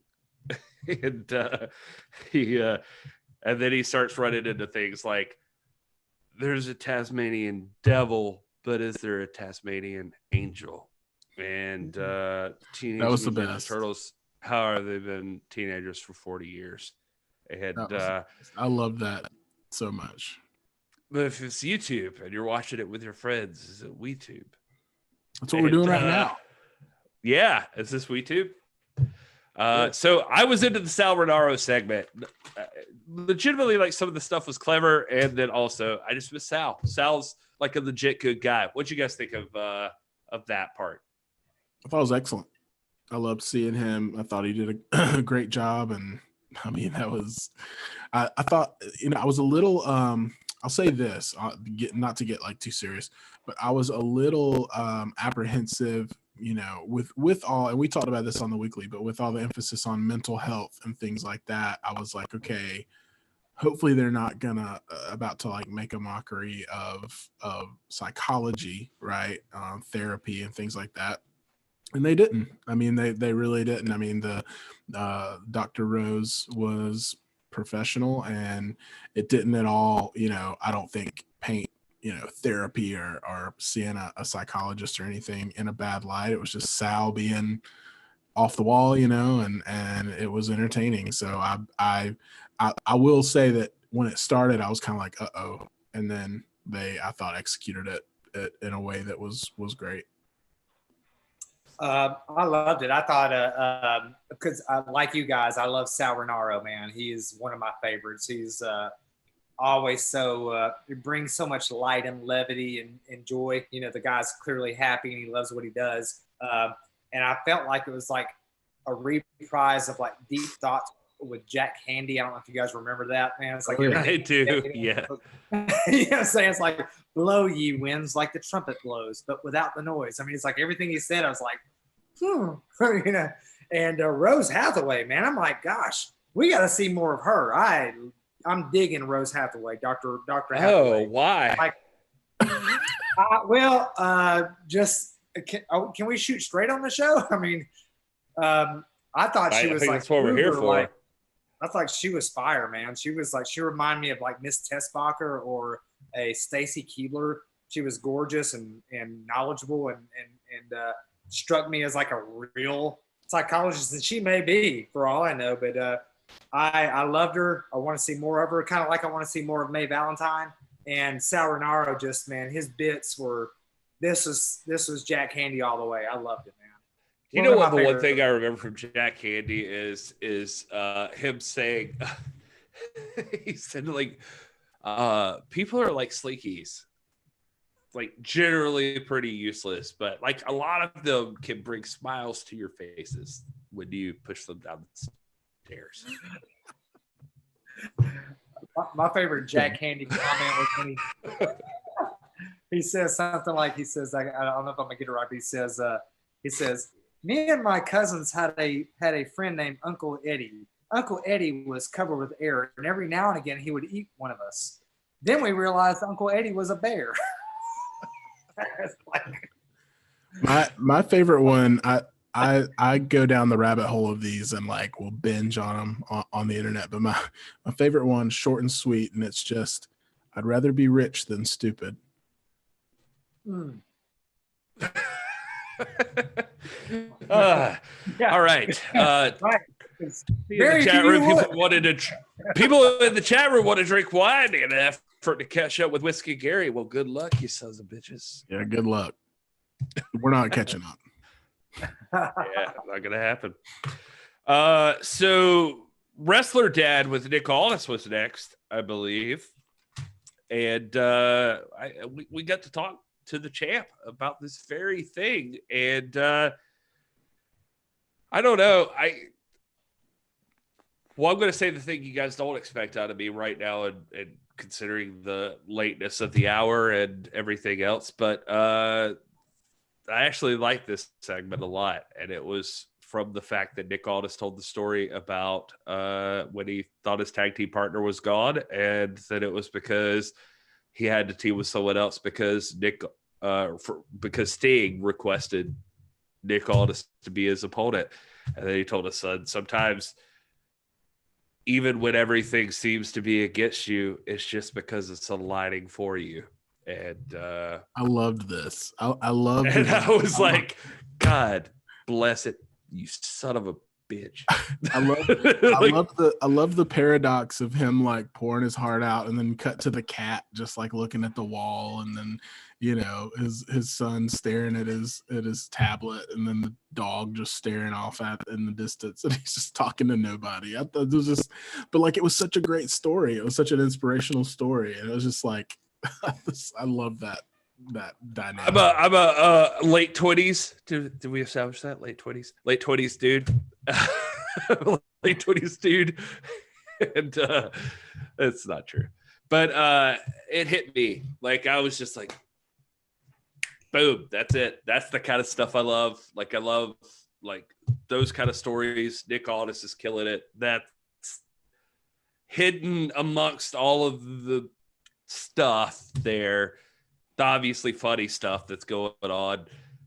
There is a legitimate good story, and like what you would want to pass down to your kid, like a legit story you'd want to. It's like everything's against you just because it's lining up to work for you. Like it was nice. I enjoyed it. What'd you think, Rob?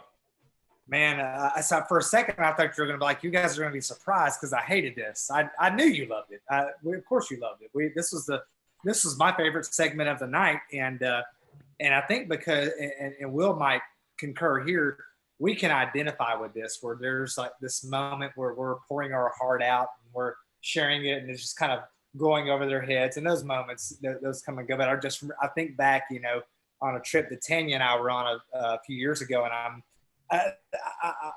I'll preface it by saying this: I've become much more emotional like the older I get. Back in my military days, I wasn't an emotional person, and that was a weakness. And now I feel like I've become much more sensitive and all that. And we were on the beach in Tulum, Mexico, and I was reading a book, and there was something in this book that just moved me. Like I was trying to share it with Tanya, and as I was sharing it with her, I was starting to get choked up, and that doesn't happen very often. It happens more now than it ever has, but it just like went completely over her head. And so I'm seeing Nick, pour this amazing story out to his dog and cat and to Donovan, his amazing son. And they're just aloof to it, but he's out there just pouring out this amazing story. And everyone who's been a dad identifies with that, man. This was my favorite segment of the night. Absolutely. I mean, I would imagine, Rob, you and I are the same. I mean, I am not a teacher, but I love teaching. Like I love, educating people about stuff. And so, sometimes it can become a little lecture-y. To me, that's not a put down because I like lectures. But I'll be talking to my 11-year-old, and I'll be in my mind, like imparting some great wisdom to him on, how to become a great young man. And he'll be, attentively listening, and then I'll get done and he'll just be like, Dad, I really like Nutella.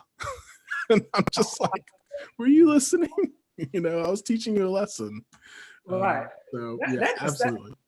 Those are some of the amazing parts about being humans, though, because some of the things that I'm not naive. Some of the things that really like motivate and impress my wife, they don't weigh on me as heavily as they do on her, and she'll share some things, and I do the same thing. So I'm not under any illusion this is just a one-way thing, but I was listening to this, and I was placing, like I was hearing this, and I was like, man, I have been in that same spot. I remember being on that beach, pouring my heart out, like thinking my wife is going to just embrace me and like shower me with this affection. And she's like, will you pass the cranberry juice? It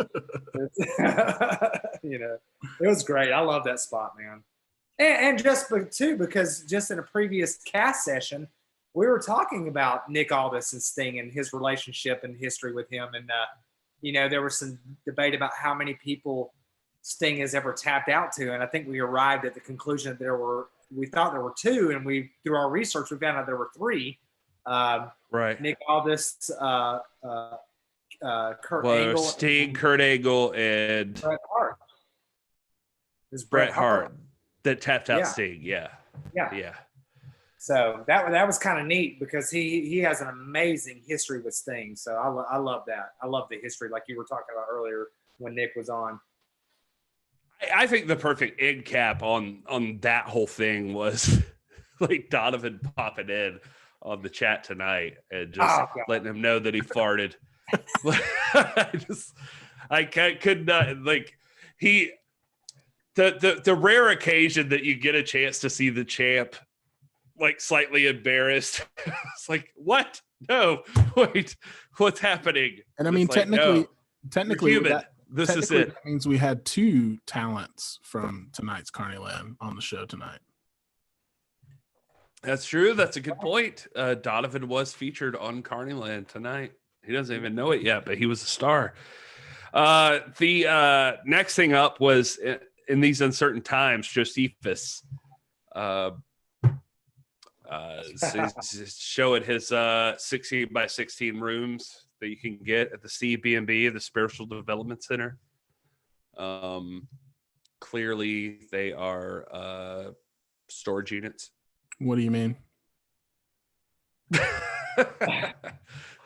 Yeah, I mean, exactly. Good for Josephus. The best idea I ever heard was somebody on chat. I think it was Jason Cayley. Honestly, we were talking about a Fantasy Island reboot where Josephus is like the main guy and dressed pretty much like he is right now, just like welcoming people to Fantasy Island. You would have like Quarantine Barry, like doing the boss to play thing or something. But any thoughts on Josephus? I love the Josephus segments, man, and I feel like every time I watch them, I feel like there's a lot of stuff I'm not getting because Josephus is so intelligent. You guys need to go back. We pushed this on our previous episode. Go back to the Kingdom of Josephus YouTube page, and you will find out that Preacher Josephus and Sailor Josephus are not new. These have been features of his character development. And I like the fact that he called it CB&B and not Airbnb with that whole maritime connotation there. When I was in the military in 3 of my several major deployments, I slept in a shipping container. We call them connexes. I've slept in them for months on end, and they can be they're livable. But I also like the fact that he calls it the Josephus CB&B and Spiritual Meditation Center. I was concerned for a while that maybe his character was sort of evolving away from the kingdom element, but the fact that he alluded to a spiritual meditation center makes me think that maybe we've not seen the end of the kingdom of Josephus and the spiritual advisor and the enlightened one and all that, because I really love that angle. I think that's one of the most enlightening things. I've really wanted to spend some time like collecting his teachings from 10 pounds of gold and putting them out as like a daily devotional type thing, man, because I think he's so good. I feel like Josephus is the hands down most creative person in the NWA. I don't think that I think that you should totally hang on to that, and that should be a thing. I think that Josephus is going to be one of those things that maybe they thought they were moving on from and that they're not really ever going to move on from. Like Josephus is just, he's part of the NWA lore. I don't know. I feel like they've tried to escape him a few times, but he just won't. People love Josephus. It's just a fact. And I think they get that with this part. We get to see Josephus doing his thing, but I want to see him back in the storylines. Nobody wants my storyline ideas, but I have ways to bring Josephus back that would be beneficial. They all involve the spiritual advisor, who I think is super hot. Oh my gosh. No, you're absolutely right. I think the spiritual advisor is hot than right? And I don't mean to like trivialize. Stanton's on board. Man, I'm in board. And you're just getting to know the spiritual advisor. I don't know how far you are on 10 pounds of gold yet, but she is, I think this girl, and I don't mean to, I know we have to be careful about what we say these days. I'm not trying to demean. No, nobody has to be careful. Go ahead. Anybody, but I think the freaking spiritual advisor is sexy than a mug. That's what we say in this house, than a mug. This girl is freaking sexy. So what Piper says? Nah, this is NWA After Dark, so she doesn't hear this. She's like, I think Ryan Gosling sexier than a mug. That's what Tanya said. She loves some Ryan Gosling. Man, I would love to see, and this is like what you're saying, Gary. I think the NWA, more than any other promotion, is sensitive to what the fans want. And it's like when we were talking with Nick, if the fans are going to cheer Nick, he's not going to be frustrated by that. The bottom line is the fans invented the question mark. They threw it out there as a random thing. The fans caught on. Next thing you know, it was a big thing. It was a big deal. And the Josephus is something that the fans are going to require of David Lagana and Billy Corgan. And I can't wait to see more of them. And I love these segments. WWE Front Row in the chat is saying the Tuesday Night Advisor. Like, God help us if we can make that a thing. Oh, man. the Tuesday Night Advisor. That would be amazing. I would be honest with you. I would have gone off the rails much, much sooner if your daughter was not staring me in the eyes every time you talk. She's like, right there. I got you, bro. I got you. So I'm like, oh, Piper, I have to be gentlemanly. Hold on, I'll fix that. I didn't even think about that, bro. I'm just giving you hell, Rob. You got to get an After Dark background. It can't be that one. I'm still so disappointed that Will like hogs these like badass backgrounds like you got right now. Like that should be everybody's background, and I don't know why you've just got it. Like that's an awesome background. You never ask, man. Well, hook me up every time. And also, you're making the thumbnail for this 3-hour video. This for the live fans. Assumed I would be. Yeah. All right. I talked to Will basically about the 3 hours or however long these live chats go, and he was like, "We're making them for certain people, and it's the people that are watching live that are doing it. That there are people watching live that are talking, that aren't talking besides Front Row and whatever. One of them is apparently Zicky Dice, who's playing poker and losing his ass. So congratulations, Zicky. Hope things have turned around for you.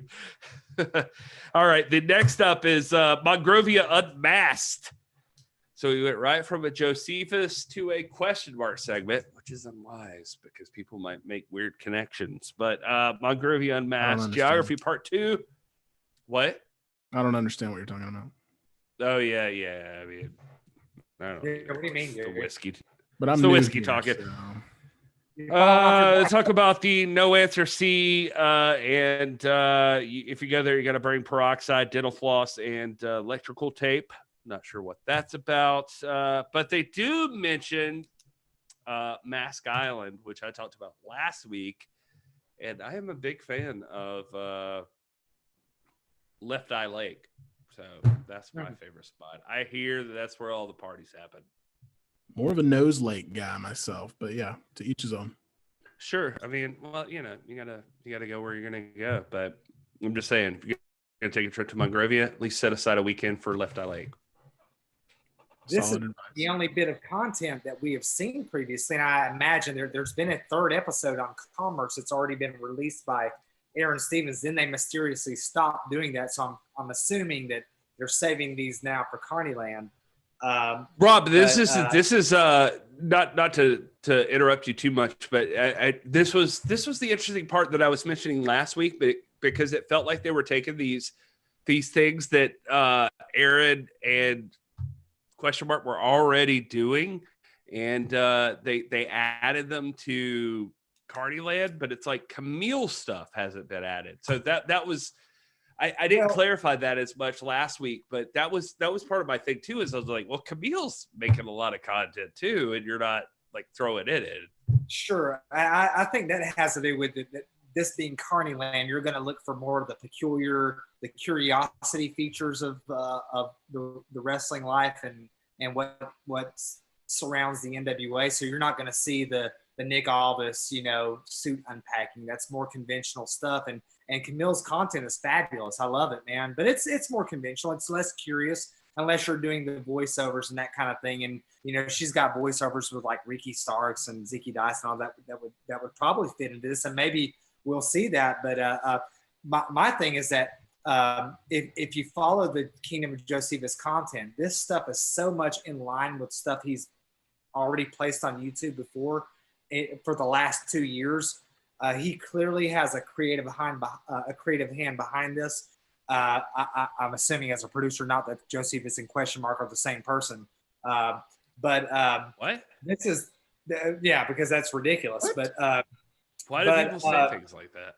yeah, but it's just like this stuff is so curious and peculiar that it fits perfectly. And I think that whoever the creators of Monrovia Unmasked are, I think David Lagana and Billy Corgan looked and said, "Man, this is some of the most creative stuff out there. Some of the most, weirdest, nostalgic kind of 80s niche kind of. It's just it's like a Plato's closet full of imagery and stories, and they throw it in there. And what I liked best about it was that we found out that Mask Island, which is over 5 million years old, is the birthplace of karate, which we did not know until a few weeks ago, but was reprised here tonight. So very interesting.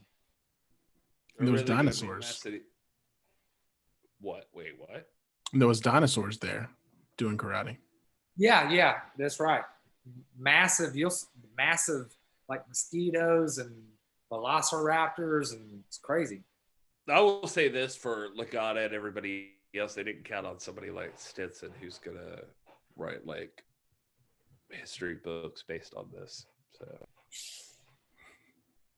it's gonna be weird. I love one of my favorite things is, Rob can be so serious about like so many things, but then he is like the biggest proponent of like this off the wall zany stuff. Like it's like there's like no middle ground. You're either like way over here or like you're way over here. I love it. That is a really good point. Like Rob is like all in on Abe Lincoln and like let's talk for real about this dude. And if Eli Drake wants to drop a show, I will fucking rail on that thing. But you want to talk about Question Mark? And Will, I'm more of a like Nose Island guy, right? As your son gets older and older, you'll see this. I mean, for me, this show should be palatable for the family, and the Question Mark stuff is something that just like Piper like swallows it up, man. She's like drawing her own little versions of the map and stuff, and to me, it's like there's something about that that's very endearing but at the same point, I want her to learn and be educated. So, it's not a contradiction for me. Well, one of the things that like I got caught up in too that I really enjoyed this time around was the next segment, which was strictly business, like actually having a Zoom chat. And it was Tom and Camille hanging out on their couch and Royce in a different area and Nick Aldis in one area. And they're kind of pissed off about the fact that there's this controversy. There's a conspiracy going on. What's the rumor? What's happening? Yada, yada, yada. But it was just nice to see them, for me, maintain those guys still talk to each other, I think, because it had been a while. You'd seen Tom and Camille. That's fine. You hadn't seen much from Royce until this episode, and Nick's doing his own thing, but it was just nice seeing that, like, maybe they have their, like, I don't know what that was. They have, I don't, this is the problem with NWA late night, because, like, Will and I are both like, I don't know, and Rob's just like, good assessment. Something. That was a good assessment, Gary. Thank you. And Gary's just like this. Yeah. At one point, Nick Aldis refers to Corgan, and he's so. All right, never mind. I won't say no. This is necessary. Nobody's giving a shit. I'm laughing at myself as much as anything. Like I'm just like, all right. It just got awkwardly silenced, man. So I was like, well, maybe, Curious doctor. I don't know what you want to say. You like refer to him as doctor, and I'm supposed to jump in? No, I don't think so. Like that's not how this works. Dr. Stinson goes first. He refers to Nick Aldis refers to to William Patrick Corgan as we are working for a complete lunatic. Yeah. And they talk about conspiracy theories, and so my first thing was like, I see it, and I don't have any fear of this. I'm like, man, I hope they're not building this into an evil, Vince McMahon angle or anything like that. Yeah, that was concerning to me as well. I don't think they will, just because that just does not seem at all. It doesn't seem like, first of all, anything that Corgan wants to do, would ever want to do. He just doesn't like I think he's absolutely comfortable in his role as a rock star and, owning a wrestling company as like a dream. I don't think he has really any desire to be an on-screen character, or he would, because he could if he wanted to. And this would be the perfect time for him to do that, and he's not. So I don't think you have to worry about seeing Corgan as a McMahon figure. It's kind of strange because the only time we've seen Corgan on camera really, and he's got a place in the live shows, like when you go to watch a studio recording, but he only has shown up in NWA Power the one time when it was Ricky Morton versus Nick Aldis. And I think that was a combination of things. I feel like that might have been around the time that Joe Galley was also having the issues with laryngitis or something like that. But also it was just like, oh, this is a cool passing of the torch moment. I feel like he considered, just like this old school and modern day. I think that Billy Corgan knows who Billy Corgan is, and I think that he's very much involved in his music endeavors, but like with the wrestling world, he looks at it as though like, let's let the wrestlers be wrestlers and them take center stage in this situation. So but I think he's stepping up during this time because he does have the wisdom to know that in a time like this where things are kind of up in the air, we do need that stability, and seeing him and him addressing us really has given it that kind of the strength that it's needed. Well, I said that just only as in the aspect of him becoming like the evil GM, right? Like Vince McMahon or something. I don't think that that's like his thing. Like maybe he's there just like, I own this thing. Let me give you some understanding of where my head's at, but not like, I'm trying to bury Nick Aldis and I'll get him next time or any of that stuff. Like, I don't think that's it. All right. So here's a big one, which is too late to dive into probably, but here we are outside Carnyland. I wrote that. I guess that was the thing they said. Tom Segura.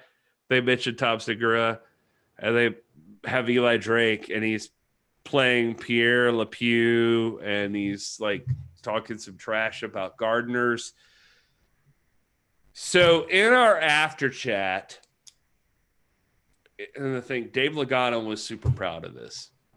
It was my favorite one of the night. That was my number one that I referenced earlier. This okay. Okay, so this was your number one. I just want to throw it to you then. Talk about it. Why was it your number one? Well, because on, I believe, the very first episode of Hey, It's Will Daily, I covered the Tom Segura comment and the aftermath. So on a personal level, it was a little bit cool to see that they were poking fun at that and addressing that. I thought it was hilarious. And I don't know if you saw on Twitter, but they shared it and they tagged him, and Tom Segura retweeted it. And hey, that's more publicity for the NWA. So I'm fine with it. But I just love that they were gutsy enough to put something like that out there, and they weren't total tools about it. But at the same time, they kind of did put it in the light of like, you see how absurd this really was, Tom, that you would like attack someone for something they like, oh, gardeners, it was just, I thought it was a hilarious way to not be completely rude and stuff, but just to show the absurdity of the situation. That was kind of my takeaway. And I thought Eli Drake was hilarious in that character. And that was fun to see. Did you guys fall asleep? Or? I was like, Rob, jump in there. Yeah, I didn't hate this at all. My favorite line I jotted down was he said, "Boom, you has the shrub." I got a chuckle out of that. So, the Pierre LePew thing, it's something I think might be able to grow on me. So it was cool. It was cool. I didn't hate it. Yeah, I didn't take too much from it, except that it was interesting to see them attack Tom Segura directly. I did not know about what Will was talking about with the direct attack or the retweet, and like they directed it to him and he RT'd it or any of that stuff. That's interesting.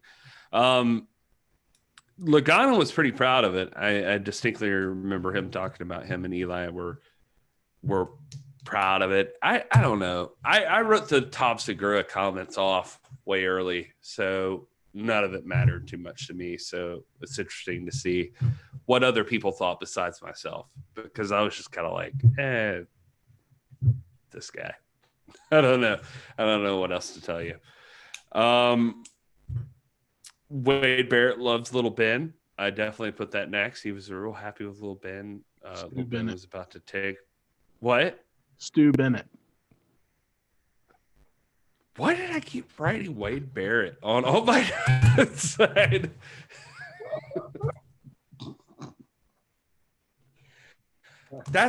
Here's the tricky part is that's not even like Whiskey Gary. That's not Whiskey Gary. That's like what I wrote in my notes. I wrote Wade Barrett. You got to get with it, man. No, I'm actually embarrassed by that because I like Stu Bennett. Good dude. All right. Well, William Patrick Corgan shows up. He addresses the rumors, and the rumors turn out to be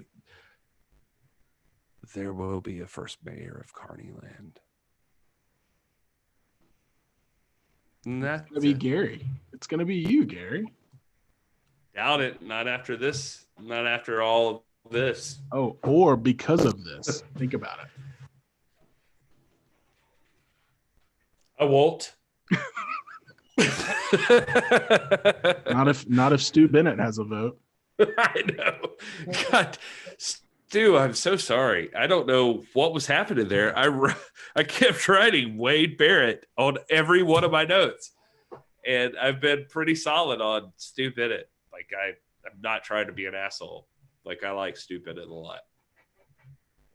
He's like, my favorite segment was the one with Rick Aldis, and I'm just kidding. I can't wait till they introduce Rick Aldis. It's gonna get crazy then, son. It's gonna be crazy. Will Rick Aldis show up? For our podcast, man. Definitely. Like Nick gets blown up in a car bomb, and then like Rick Aldis shows up. He starts like seducing Mickey. Y'all just wait. It's gonna be good. Thanks for tuning in, everyone. I'm just watching that number drop off in the live chat. We just picked one up. Oh, yeah. Okay. Back it up now. I'm glad somebody's monitoring it. I stopped. I don't know, man. Y'all just like talk shit about Whiskey Gary, and then you want him, and then here he is. What's up, baby? we don't know what. The next day we I feel like Nick covered that earlier. Like the fans don't know what they want. We don't know. We think we want Whiskey Gary. We don't know. Yeah, then you're like, Whiskey Gary's kind of obnoxious. Not a fan. Can't blame you. Wife's not. I always like how the next day we get that text from Gary that's like, "Hey guys, about last night." Like, dude, we made you do it. We wanted it. Well, at least we thought we did. We push for it. This is authentic. Anyway, Rick Aldis looks just like Hugh Jackson, says WWE. Oh, that guy. He's going to be a guest one week. They can't all be Nick Aldis. I'll tell you that right up front. I I don't know. Yeah, well, I mean, really, like, where do we go now? I mean, I think the first one we did, we had Lagana, and now we've had, the champ. Like, what are you gonna? Well, we to be fair, we went Lagana, then we went Jason Cayley, and then we went True. we went Nick Aldis. I'd put him up there with the greats. He's in there too, man. Don't sleep on J Cal. No. I'm not saying sleep on J Cal. I'm just saying, I mean, it wasn't just all like NWA, like up front and center superstars. You know who my goal is now after this week is Allison Kay. That's Allison Kay Barrett. or Wade Barrett. No, my goal is Allison Kay and Marty Bell. Those are the two I want. I want them to join us for like a Tuesday night after Carnyland discussion, just like shooting the shit. That's what That'd be I want. fun. That's great. Well, You've got a relationship with her, so that'd be cool. who? May Valentine. Yeah, well, May Valentine. She'd be fun. She'd probably be easier because she is West Coast time. So, you would be like striking up a conversation with her and be like, hey, can you like try to get Zoom ready at 9:30 in the evening when they're in quarantine? I feel like everything I say, Will is just like staring at me from this. He's just like staring at me, and I don't know what to say.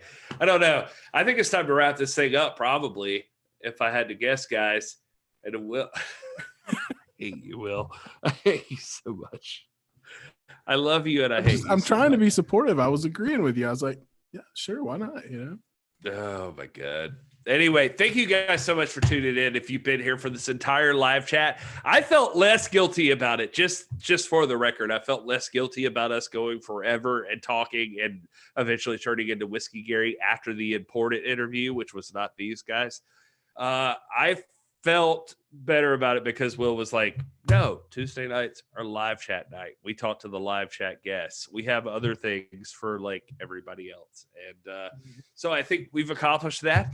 Thank you all, whoever you are watching, the people that watch and don't communicate. I hope you at least hit like. I hope you've subscribed. That'd be great. WWE Front Row, I know you're out there on your patio smoking a cigar. I know what you do. I see you. Turbo, I hope you have a wonderful evening. He is at least, by my last count, 7 shots in. Woo. And he's crowned Turbo tonight. He chimed in. So I feel like he surpassed the 7 shots. But hey, Turbo, thank you so much, man. And thank everybody for listening. It's at the NWA Pod on all the social media. And hit subscribe if you haven't already. If you hit the bell, it alerts you whenever we go live. Turbo, take one more shot as Will and our Stinson tell you where to find them on the social. Yeah. You can find me at Hey It's Will. At Hey It's Will with 1 L. Right there. There you I go. am at R Stinson 4 on Twitter. You can find me on YouTube at Stinson Vision, but I upload all my stuff now these days to This Is the NWA podcast. So you can find me there at This Is the NWA or the NWA Pod. We are thankful for that. Rob just uploaded a new Stinson video, Stinson Vision video up with he and Tanya doing some quizzical stuff. Yeah, it was pretty good. WWE Front Row says thanks, Will, and R Stinson. No thanks to me. So, oh, no, he did. Thanks, Blurry Whiskey Gary before that. But there you go. I love Aldis calling out my ego. Thank you, Aldis. You made me self-conscious. So can't get a big head with people like that you're dealing with every day.